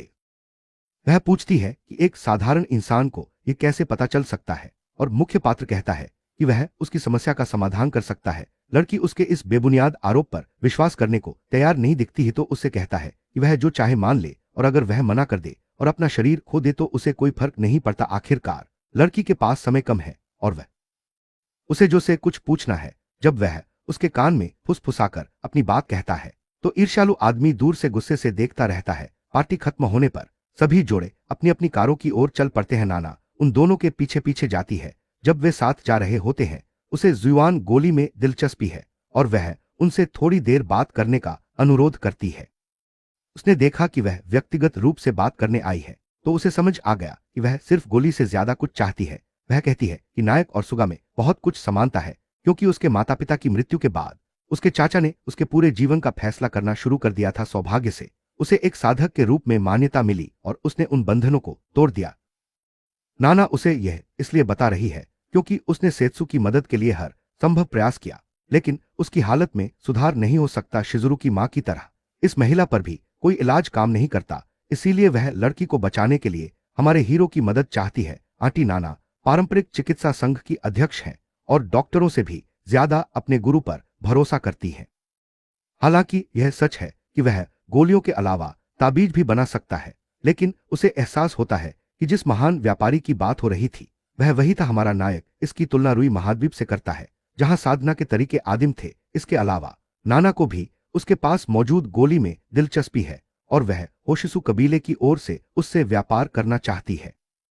आंटी के नियंत्रण में आने के बाद गर्भनिरोधक गोलियों से होने वाला मुनाफा 10 गुना बढ़ गया। सुगा के अनुसार आंटी ने सेत्सु के लिए आधिकारिक तौर पर मदद का अनुरोध किया क्योंकि वह एक दयालु कोमल लड़की है जो बचाए जाने की हकदार है। जब शादी रद्द हुई तो उसने एक बार विद्रोह किया और यह जानकारी मुख्य किरदार को चौंका देती है। सुमा हवेली से बाहर निकलता है और उसकी जाने से पहले सम्मान व्यक्त करने के बाद वह यामुरेई और शिजुरु को उसके साथ देखता है। वह हमारे नायक को धन्यवाद देता है और हाथ मिलाने के लिए अपना हाथ आगे बढ़ाता है। कहता है कि अगर उनकी मुलाकात फिर से हो तो उसे बहुत खुशी होगी। उसका रोटो कहता है कि वह भी ऐसा ही महसूस करता है और वे जल्द ही फिर मिलेंगे। उसी क्षण एमसी सुमाजो को पकड़ लेता है। उसे अपने अंदर से पहले से कहीं अधिक आध्यात्मिक ऊर्जा का संचार महसूस हो रहा है। इसके बाद जो लिमोसिन में बैठता है और उसका अंगरक्षक कहता है कि मैडम सेत्सु की ओर से एक उपहार है। जब वह सेत्सु का उपहार खोलता है तो उसे एक तितली की आकृति मिलती है और वह सोचता है कि इसका क्या अर्थ है। उसे कोई परवाह नहीं है और वह नकली सुमा से कहता है कि वह इसे संभाल कर। उसने देखा कि हिरोटो पहले की तरह ही निकम्मा है। उसने अपनी अंगूठी पहनी और उसमें से बिजली निकलने लगी। फिर उसने मुख्य पात्र के सभी करीबियों को रुकने को कहा क्योंकि वे सब उसके हाथों मरने वाले थे। इसी बीच धोखेबाज ने तितली की आकृति वाला डिब्बा पकड़ रखा था जो हरे रंग से चमक रहा था। तभी हमें पता चला कि हमारा मुख्य पात्र यह सब सुन रहा था। दृश्य दूसरे स्थान पर जाता है जहां नाना कुछ फूलों का विश्लेषण कर रही होती है। तभी अचानक कोई प्रकट होता है और उनका ध्यान अपनी ओर खींचता है जिससे वह तुरंत पीछे मुड़ जाती है। आध्यात्मिक ऊर्जा से भरपूर एक व्यक्ति कहता है कि उसे 100 जड़ी बूटियों के संप्रदाय के प्रतिभाशाली कहे जाने वाले व्यक्ति से यही उम्मीद थी। गंभीर चोटों और साधना के नष्ट हो जाने के बावजूद नाना पूछती है कि यह साधक भिक्षु कौन है जो अचानक कहीं से प्रकट हो गया है। अगर वह सिर्फ दुश्मन है तो वह भागने की योजना बना रही है, लड़ाई नहीं करेगी। भिक्षु जानता है कि वह होशिसु कबीले की मुखिया है और उसे यकीन है कि वह भागने की योजना नहीं बना रही है। कहावत है कि शेर खरगोश का शिकार करते समय भी अपनी पूरी ताकत लगाता है अपनी शक्ति कम होने के बावजूद। नाना देखती है कि वह सतर्क है और पूछती है कि उसका मकसद क्या है। भिक्षु चाहता है कि वह उनके साथ चले और कोई मूर्खतापूर्ण काम न करे। एक और भिक्षु आता है और सोचता है कि उसके हाथ पैर तोड़ना ज्यादा आसान होगा। नाना एक ऐसे पौधे को छूती है जिससे एक अजीब सी ऊर्जा निकलती है। वह कहती है कि वह उनका अच्छे से मनोरंजन करेगी। दुबला पतला भिक्षु अपनी नाक और मुंह ढक लेता है और यह समझने की कोशिश करता है कि हवा में फैली वह बैंगनी धूल क्या है। मोटा भिक्षु अपना मुंह ढक लेता है और देखता है कि उसमें जहर है। जब तक वह अपने मुंह में हरी घास रखेगी जहर का असर उस पर नहीं होगा। यह जहर उसे सोचने के लिए कुछ समय देगा और वह मौका रहते भागने की कोशिश करेगी। लेकिन लाल आंखों वाली एक काली परछाई उस पर झपटती है और उसे पकड़ लेती है। इसका मतलब है कि सूट पहने जो आदमी प्रकट हुआ है वह गुप्त छायापंथ से है। वह आदमी कहता है कि यह सच है कि वह गुप्त छाया संप्रदाय से संबंध रखता है और उसने उस दिन 100 जड़ी बूटियों के संप्रदाय को नष्ट कर दिया था। नाना कहती है कि वह दिन अभी नहीं आया है और अभी वे किसी भी हालत में। जब वह उसका चेहरा देखती है तो जो देखती है उससे दंग रह जाती है। अमाजो यानामुरेई के चेहरे के साथ कह रहा है कि वह होशु कबीले के नेता का खात्मा करने जा रहा है। इसी बीच गार्ड ड्यूटी बदलने का फायदा उठाकर खाना खाते हैं और आराम करते हैं। वे इस बात पर बहस करने लगते हैं कि वे क्या खाएंगे और मास्टर जो क्या खाना चाहेंगे। कमरे से बाहर निकलकर वह परछाई वाले बादल के सहारे आगे बढ़ता है। हाथ में हरी तितली लिए वह अम्मा जो के कमरे में प्रवेश करता है।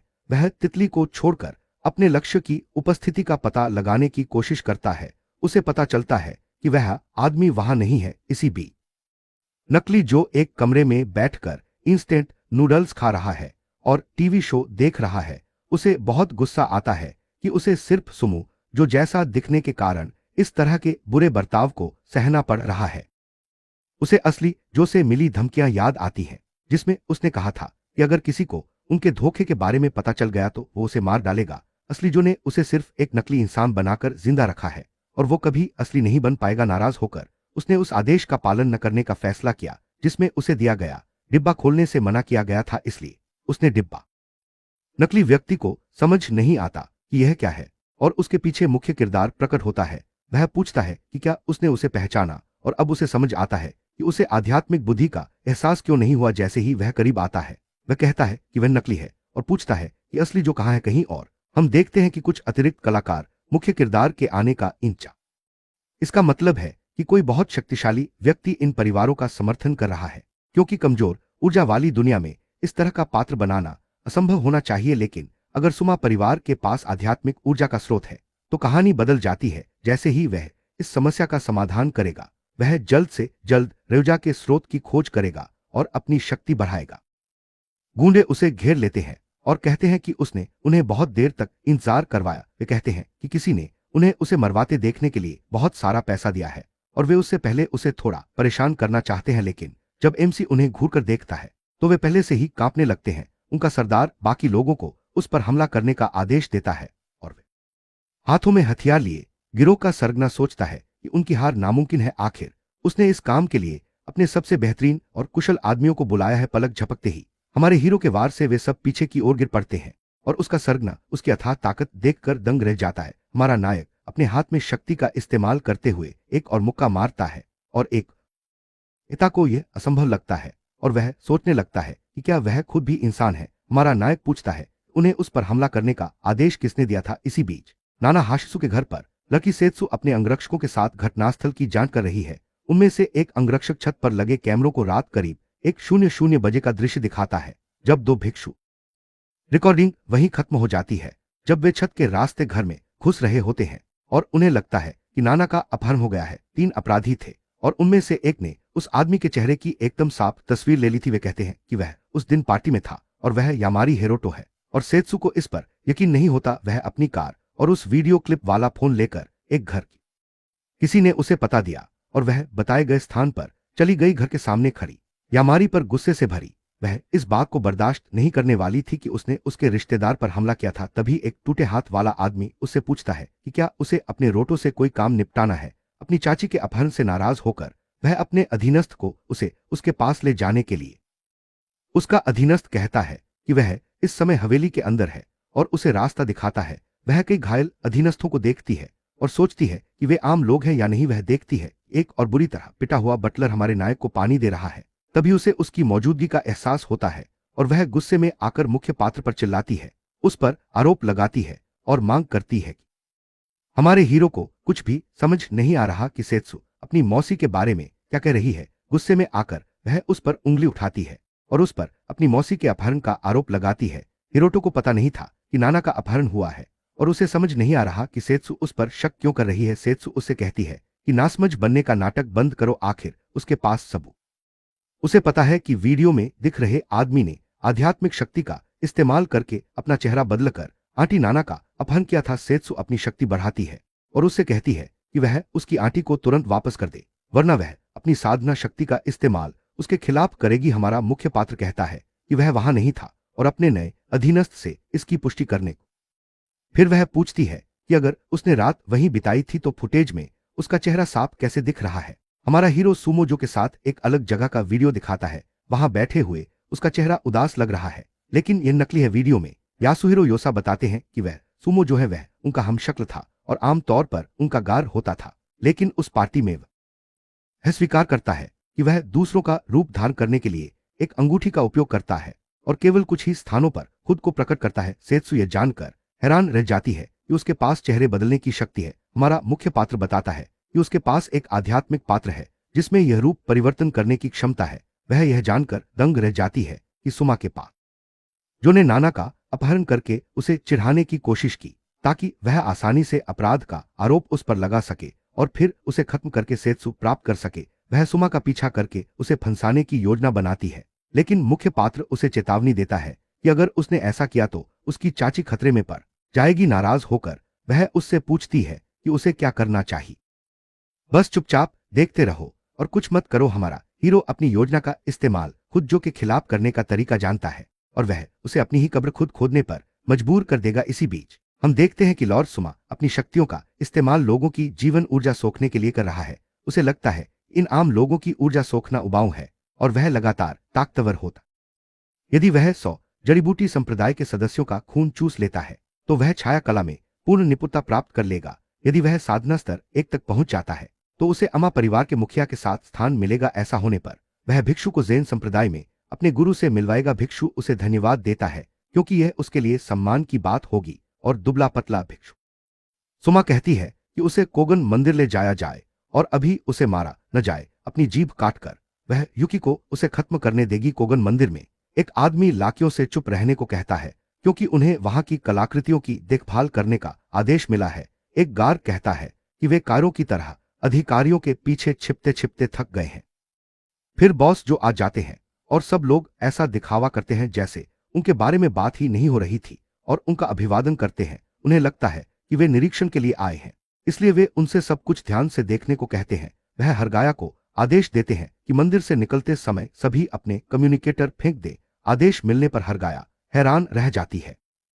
आखिरकार लॉर्ड जो ने उसे नाम से पुकारा और ऐसा कभी नहीं होता। मंदिर के गार एक वैन लेकर आते हैं और यायामुरे को सुमा ले जाने के लिए कहते हैं और एक नकाबपोश व्यक्ति उसे कोई मूर्खतापूर्ण काम न करने की चेतावनी देता है। जब उसकी गाड़ी मंदिर पहुंचती है तो सफेद बालों वाला आदमी उनसे दोबारा मिलकर खुश होता है। हमारा मुख्य पात्र पूछता है कि आखिर उसके इसके जवाब में वह कहता है कि उसे इस दिन की उम्मीद नहीं थी क्योंकि निजी पार्टी में भरोसा कायम था। गुस्से भरी नजर से वह यामुरे को निकम्मा किरा कहता है क्योंकि उसने उसके सामने युकी से बात करने की हिम्मत की थी और कहता है कि उसकी सबसे बड़ी गलती हाशिमोटो के लिए काम करना थी और उसे खुद ही रोटो को रास्ते से हटा देना चाहिए था।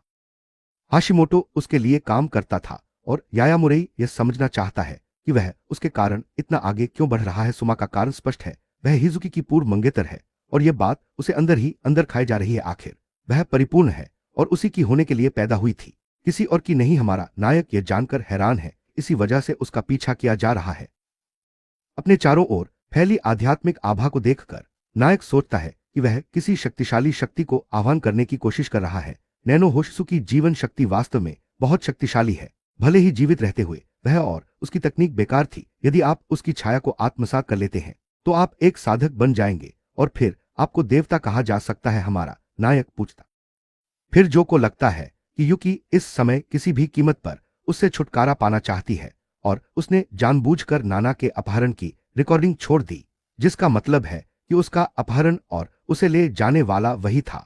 और वह कहता है कि अपने चेहरे को युकी के रोटोस में ढालते हुए हमारा हीरो जो कि योजना को समझ जाता है कि वह उसके चेहरे का इस्तेमाल कर रहा है और यह बात वह जोर से और साफ साफ कह देता है। सुमा को तब तक समझ नहीं आता जब तक कि नकाबपोश गार्ड अपना भेस नहीं उतार देता, जिससे पता चलता है कि वह युकी है और कहती है कि उसने सब कुछ साफ साफ सुना और अब उसे अपनी चाची के अपहरण की सच्चाई पता चल गई है, जिससे वह आखिरकार इले बालों वाली लड़की को वहां नहीं होना चाहिए था। उसे यह सब सुनना चाहिए था। वह दिखावा करता है कि उसकी चाची ठीक और जीवित है और उसने जो कुछ भी कहा वह सिर्फ उसे डराने के लिए एक मजाक था। युकी को उसके बहाने की परवाह नहीं है और वह मांग करती है कि वे उसकी चाची को वापस लाए क्योंकि वह आध्यात्मिक आभा छोड़ रही है, अन्यथा उसे और अमा परिवार को अपने की।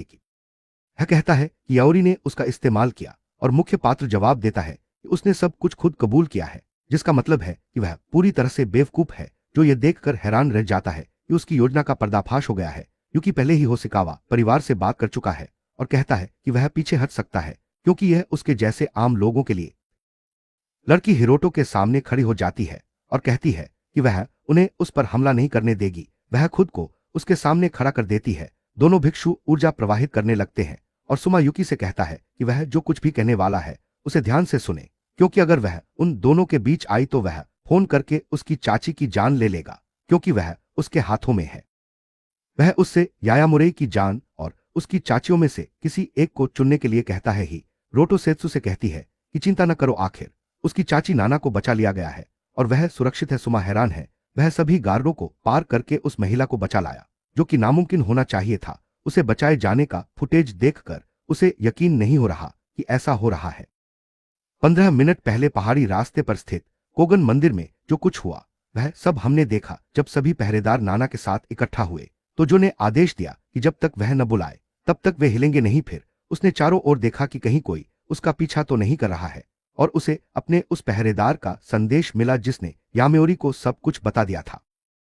हर्टो और युकी सोच रहे हैं कि क्या हीरो ने इन सब बातों का पहले से ही अनुमान लगा लिया था। आखिर उसने उनकी चाची को इतनी जल्दी बचा लिया था। वे सोच रहे हैं कि क्या वह सच में वही यामेओरी है जिसे वे जानते थे। सुमा और जो भिक्षुओं को उसका रोटो नीचे उतारने का आदेश देते हैं और वे लड़के की ओर दौड़ पड़ते हैं। जवाब में युकी भी उन पर हमला करती है, लेकिन भिक्षु जब वह फंसी हुई थी और कुछ प्रतिक्रिया नहीं कर पा रही थी तब जो ने उसे यामेओर की दनी मौत देखने के लिए कहा। भिक्षुओं द्वारा लड़के का पीछा करने पर लड़की डर गई, क्योंकि भिक्षु युकी से कह रहे थे कि वह किसी की रक्षा नहीं कर सकती। वह इम्माजो को कम आंकने और वहां न आने के लिए खुद को दोषी ठहराने लगी। उसी क्षण मुख्य पात्र भिक्षु के संयुक्त मुक्के से बचते हुए वह एक के चेहरे पर लात मारता है और दूसरे को पूरी ताकत से जमीन पर पटक देता है। युकी हिरोटो यामेमोरी की असली ताकत देखकर हैरान रह जाता है। पटका गया भिक्षु अपनी जगह पर घूमता है, उठता है और उसे दिया गया प्रतिस्थापन ताबीज बेकार कर देता है। अचानक नायक एक राक्षस की तरह उसके पीछे प्रकट होता है और एक और मुक्का मारने के लिए तैयार हो जाता है।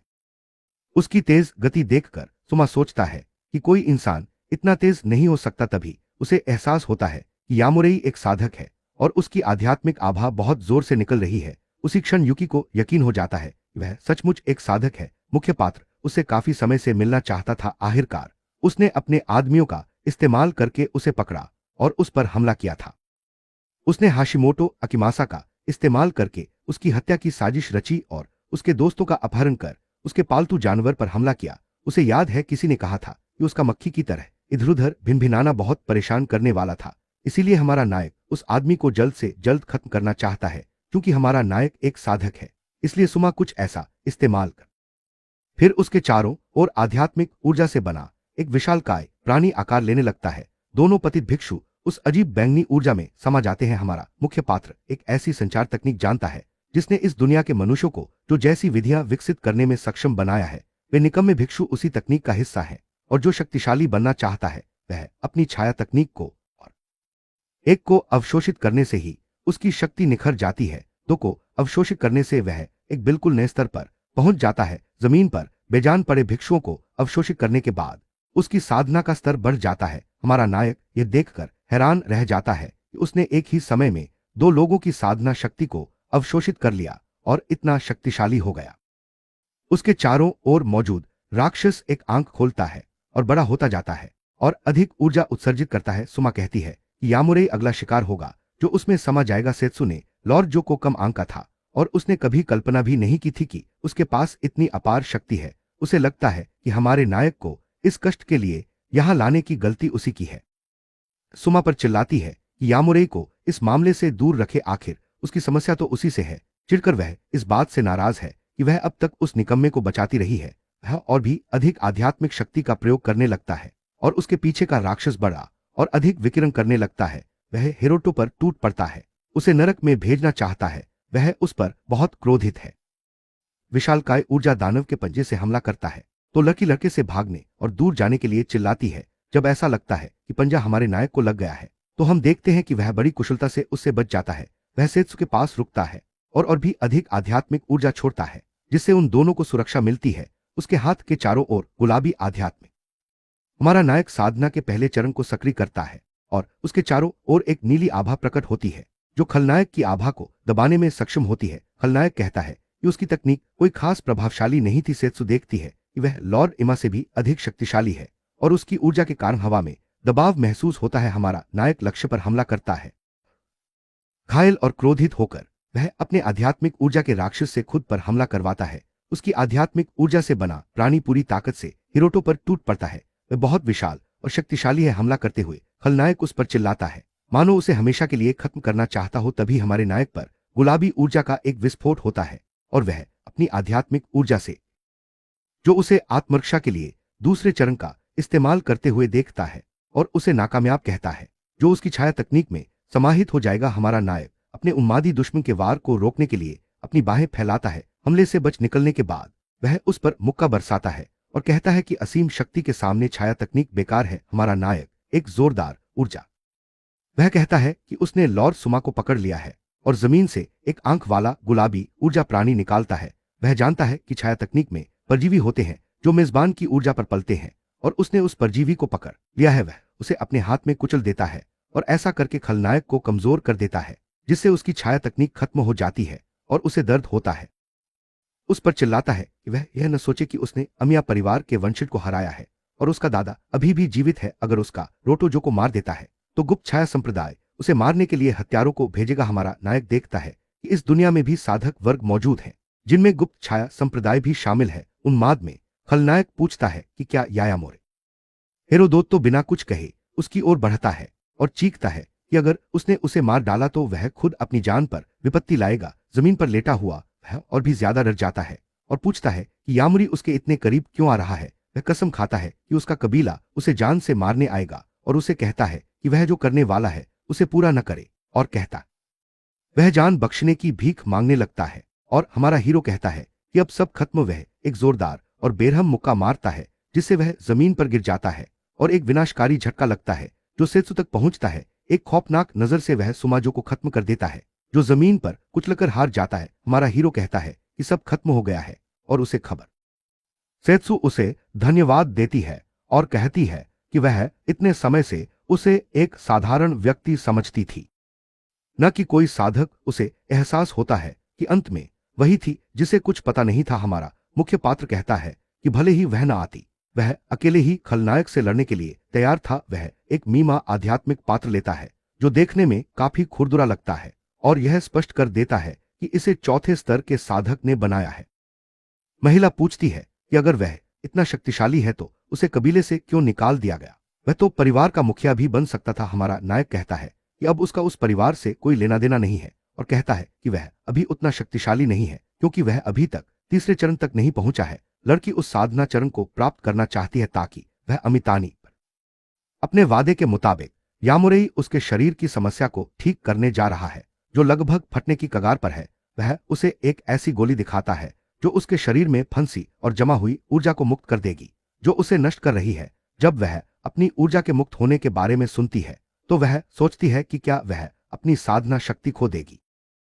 वह कहती है कि उसकी साधना विधि जटिल है क्योंकि इससे न केवल प्रगति नहीं हो रही है बल्कि उसकी उम्र भी कम हो जाएगी। लेकिन अगर वह ऐसा करता है और वह गोली ले लेती है तो वह फिर से एक साधारण इंसान बन जाएगी। उसका गुरु मना कर देता है क्योंकि यह उनके अगले समझौते का हिस्सा है और पूछता है कि क्या वह जानना चाहती है कि असल साधना क्या होती है। उस बातचीत वह देखता है कि उसका चेहरा लाल है और वह इसका कारण जानने की कोशिश करता है तो वह कुछ भी बताने से बचती है और अंदर चली जाती है। फिर पूछती है कि क्या वह इस बार भी कहीं दूर जा रहा है। हमारा नायक कहता है कि उसे इस बार पक्का पता नहीं है और वह अपने बगीचे के सामने उन जादुई फूलों के साथ खड़ा है जिन्हें उसने लगाया था। जैसे ही अमा के साथ सिल्वर हार्ट घास से निकलने वाली ऊर्जा आश्चर्यजनक रूप से सौम्य होती है और इसके पास अभ्यास करना सेत्सु के शरीर के लिए अच्छा होगा। तभी उसका पालतू पिल्ला आ जाता है और वह बताता है कि वह उसे साधना की सही तकनीक सिखाने जा रहा है।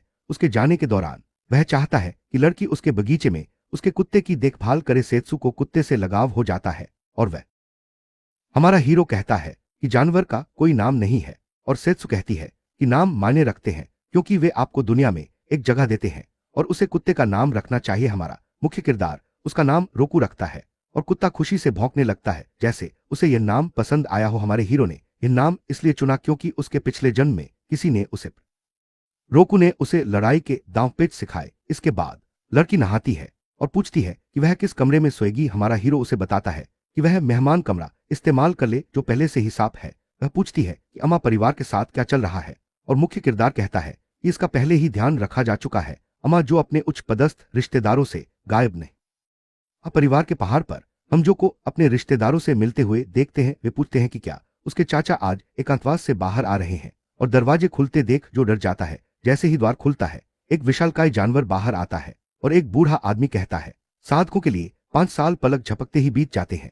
और यह सोचकर कि सभी लोग इस प्राचीन जो के परदादा अमोताकुजो सुनहरी आंखों वाले एक काले शेर पर सवार होकर प्रकट होते हैं, वे उन्हें तीसरे चरण तक पहुंचने पर बधाई देते हैं और कहते हैं कि अब वे एक महान अमर हैं और उनके लंबे और समृद्ध जीवन की कामना करते हैं। बुजुर्ग हंसते हैं और उनकी बात से सहमत होते हैं। फिर वे जो को पास आने के लिए कहते हैं। वे पूछते हैं कि परिवार से बहिष्कृत यामुरेई, जो बताता है कि वह निकम्मा और साधारण है और अंत में हेरोदोत्तो का सामना नहीं कर सका। उसके परदादा जो सबसे बड़े हैं इस बात पर बहुत गुस्सा होते हैं कि वह लड़के को संभाल नहीं पाए। बड़े कहते हैं कि अमा कबीले का कोई भी सदस्य ऐसी बातें नहीं कर सकता और चाहे पक्षपात हो या ना हो उसे हटाया जा सकता है। अगर वह यह मिशन पूरा नहीं कर सकता तो जोको ओकाजुको और टायरो चिक्का को बड़े गुरु ने नोई शहर जाने का आदेश दिया है। अगर उन दोनों को पता चल गया कि जुको को क्या पता है तो यह सबके लिए अच्छा होगा। इसी बीच सेत्सु सुबह 5 बजे साधना करने के लिए उठती है और शिकायत करती है क्योंकि वह स्पा जाने के लिए भी इतनी जल्दी नहीं उठी थी।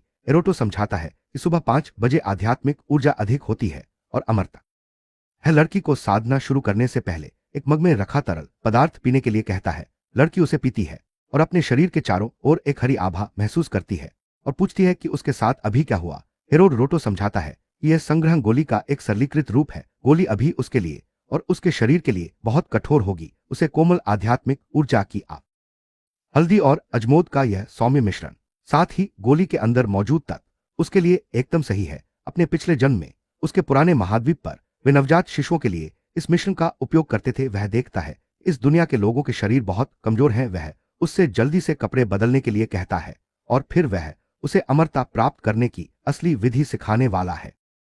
एक चौक में वे दोनों पत्थरों पर बैठकर ध्यान करते हैं और लड़की को वहां ध्यान करने में शर्म आती है। मुख्य वक्ता समझाता है कि प्रकृति के जितना करीब होंगे आध्यात्मिक ऊर्जा का उतना ही बेहतर विकास होगा और वन उद्यान इसके लिए सबसे अच्छी जगह है। चौक में बैठे कुछ बुजुर्ग यह समझने की कोशिश करते हैं कि वे दोनों युवक क्या कर रहे हैं और उन्हें एहसास होता है कि उन्हें लगता है कि वह उस लड़के के बहुत करीब होगी क्योंकि वे दोनों साथ साथ इस यात्रा पर है। लड़की को बेचैन देखकर हेरोदोत उसे ध्यान केंद्रित करने और अपने आसपास की आध्यात्मिक ऊर्जा को महसूस करने के लिए कहता है। उसकी पिछली विधि आध्यात्मिक ऊर्जा को जबरदस्ती रोके रखना थी और उसका शरीर अन्य हिंसक ऊर्जाओं को भी धारण कर रहा था। सामान्य लोग उन ऊर्जाओं को देख, लेकिन उसने स्वयं ही इस तंत्र को तोड़ दिया। आध्यात्मिक ऊर्जा का संवर्धन शुद्धिकरण की ओर ले जाता है। सबसे शुद्ध अंश को निकालकर उसे शरीर को पोषण देना और शुद्धिकरण की दक्षता उसकी विधि और उसकी विधि के बीच का सबसे बड़ा अंतर है। उसकी आध्यात्मिक ऊर्जा का उपयोग 40% है, उसकी विधि में ऊर्जा का 100% उपयोग होता है। शरीर में ऊर्जा प्रवाहित करने के लिए आध्यात्म जैसे ही वह अपने मन को खाली करती है और उस मन को महसूस करती है उसे निर्देशित करना होता है। सेत्सु अपनी आंखें कसकर बंद कर लेती है और अपने मन को खाली करने पर ध्यान केंद्रित करने की कोशिश करती है। वह अपने मन को खाली करने और आध्यात्मिक ऊर्जा से भरे उस मन में उस मंच का पता लगाने की कोशिश करती है। वह अपनी आध्यात्मिक ऊर्जा को महसूस नहीं कर पा रही है। बुजुर्ग लोग सोचते हैं कि लड़की को कुछ गड़बड़ है क्योंकि उसे बहुत पसीना आ रहा है। अत्यधिक मेहनत के कारण पसीने से तरबतर होने की वजह से लड़की अपनी आध्यात्मिक ऊर्जा को महसूस नहीं कर पा रही है। इसलिए हमारा नायक धीरे से अपनी उंगलियों से उसके माथे को छूता है। हमारा नायक उसकी मदद करता है और उसे आंखें बंद करके फिर से महसूस करने की कोशिश करने को लड़की जोर लगाती है जबकि वह उसमें ऊर्जा प्रवाहित करता है और बूढ़ा दंपत्ति इस दृश्य को बहुत प्यारा पाते हैं। अंत में वह अपने शरीर के भीतर आध्यात्मिक ऊर्जा का प्रवाह देख पाती है। उसे अपने सामने आध्यात्मिक ऊर्जा का प्रवाह देखना बहुत सुंदर लगता है और मुख्य पात्र कहता है कि यही आत्माओं का वास्तविक और पूर्ण रूप है जिसे नंगी आंखों से नहीं देखा जा सकता। हमारी मुख्य पात्र संबंध तोड़ देती है और कहती है कि प्रशिक्षण के पहले दिन के लिए इतना ही काफी है। उसे अपनी आध्यात्मिक ऊर्जा को और अधिक महसूस करने और निर्देशित करने की आवश्यकता है, तभी वह अमर साधना के पहले चरण में प्रवेश कर पाएगी। दोनों घर लौट जाते हैं और टब में नहाते समय सेतु को याद आता है उसने उसके माथे को धीरे से छुआ था और उसे यह बात उसे परेशान करती है कि उसका ध्यान केवल साधना के पहले चरण में प्रवेश करने पर होना चाहिए और किसी और चीज पर नहीं, और वह अपने विचारों से लड़ती है। एक सप्ताह बाद मुख्य पात्र उस जगह पर है जहां उसे नाग के सिर ने भेजा था और वह सोचता है कि क्या यह वास्तव में सही है। एक सप्ताह बाद निंग आध्यात्मिक ऊर्जा का अनुभव कर सकती है और ऊर्जा की गोलियां पहले चरण। अब जो ताकत उसके पास है उससे वह बिना किसी परेशानी के अपने घर की देखभाल कर सकती है। इसलिए वह बिना किसी चिंता के अपनी यात्रा पर निकल पड़ता है और स्नेखेर द्वारा व्यवस्थित एक वाहन देखता है। बस में चढ़ते ही ड्राइवर को लगता है कि वह एक छात्र जैसा दिखता है जो इतनी खतरनाक जगह जा रहा है। ड्राइवर कहता है कि बस खाली है और वह जहां चाहे बैठ सकता है और यात्रा का आनंद ले सकता है। हमारा नायक बिना कुछ कहे बस में चढ़ जाता है और देखता है कि कुछ अजनबी लोग बस में बैठे हैं। हेरोदोतो याइमुरे आखिरकार अपने मुखबिर की बात मानकर आगे बढ़ रहा है। वे विमान से निंघाई शहर में उतरते हैं और यात्री उतरने लगते हैं। शहर के हवाई अड्डे पर लोग पहुंचते हैं और कहते हैं कि उन्हें उस लड़के का पता मिल गया है और अब वे उससे निपटेंगे। हेरोटो के घर के सामने से एक बदमाश मौज मस्ती करना चाहता है क्योंकि वह आखिरी बार 30 साल पहले बाहर गया था। हमारे नायक ने 9वीं कक्षा में पढ़ रही लड़की की सुरक्षा के लिए एक कंगन तैयार किया है। जेड पत्थरों से जड़ा एक ताबीज। अगर वह खतरे में हो तो उसे इसका इस्तेमाल उसी तरह करना चाहिए जैसे उसने उसे सिखाया है। राष्ट्रपति सु का ध्यान उनके कर्म। उसकी सचिव जानती है कि कंगन उसी आदमी ने दिया था जिसे वह पसंद करती है और वह यह भी जानती है कि राष्ट्रपति उस आदमी की बहुत परवाह करते हैं। वह फांग से कहती है कि उसे एक व्यापारिक यात्रा पर उसकी जरूरत है और गंतव्य एक ऐसी जगह है जिससे उसे नफरत है। राष्ट्रपति सु से मदद मांगती है क्योंकि उससे गलती हो गई थी। और इसी बीच हम मुख्य किरदार को सुनसान इलाके में 6 घंटे से सफर पर है और ऐसा लग रहा है कि हर यात्री के पास लूसी तक पहुंचने के लिए पर्याप्त राशन है। लेकिन अचानक बस जोर से रुकती है, जिससे सब लोग घबराकर उछल पड़ते हैं। ड्राइवर सबको शांत रहने को कहता है और सबकी सुरक्षा का आश्वासन देता है। तभी चोरों का एक गिरोह खिड़कियां और दरवाजे तोड़कर बस में घुस जाता है। वे चाकू लेकर अंदर आते हैं और एक यात्री कहता है, यह इलाका हांग का है और उन्हें लगता है कि वे फ्लावर गैंग से हैं। निर्दयता से हत्यारा उस यात्री पर चाकू घोंप देता है और उसकी जान ले लेता है, जिससे सभी लोग स्तब्ध रह जाते हैं। वह कहता है कि इस बस में कोई ऐसा व्यक्ति है जिसे यहां नहीं होना चाहिए और सभी लोग सहयोग करके पता लगा सकते हैं कि वह कौन है। अगर वे सहयोग नहीं करते तो नतीजा वही होगा जो जमीन पर पड़े उस आदमी का है, जो पहले ही मर चुका है। हमारा नायक समझ जाता है कि वे उसके पीछे पड़े हैं और उसे एहसास होता है कि वह इस जाल में फंस गया है। एक गुंडा उसके पास आता है और उसे खड़े होने के लिए कहता है ताकि वे उसका चेहरा देख सके। उसे छिपते हुए देखकर वे पूछते हैं कि उसके बैग में। एक और हत्यारा कहता है कि जो लोग सहयोग नहीं करते उन पर शब्दों का समय बर्बाद न करे और उन्हें तुरंत खत्म कर देना चाहिए। अपने बॉस के आदेश का पालन करते हुए वह अपनी जेब से एक बड़ा चाकू निकालता है और बस में बैठे आदमी को धमकाता है, लेकिन वह व्यक्ति गायब हो जाता है और उन्हें बस के अंदर हवा का एक झोंका महसूस होता है जो उन्हें अजीब लगता है। हम हिरोटो का कहना है कि समय बहुत कम है और वे उस पर बहुत तेजी से हमला करने आए हैं। दोनों ने रूसी पर अपनी पूरी ताकत से हमला किया क्योंकि उसने उनके साथी का हाथ तोड़ दिया था। देखते ही देखते हमारे हीरो ने एक के चेहरे पर जोरदार घूंसा मारा, जिससे उसके मुंह से खून बहने लगा और वह बुरी तरह घायल हो गया। एक के गिरते ही वह दूसरे के चेहरे पर भी।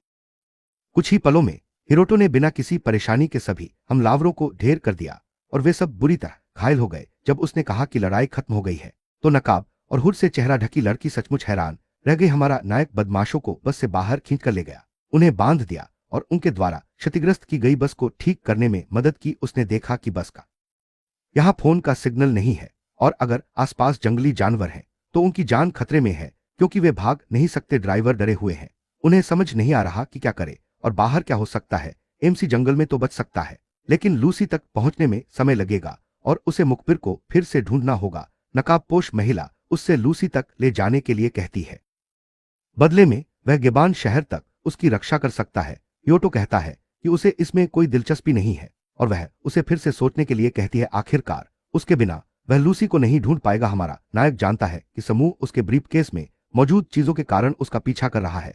वह पूछता है कि उसे ऐसा क्यों लगता है कि वह किसी ऐसे व्यक्ति के साथ।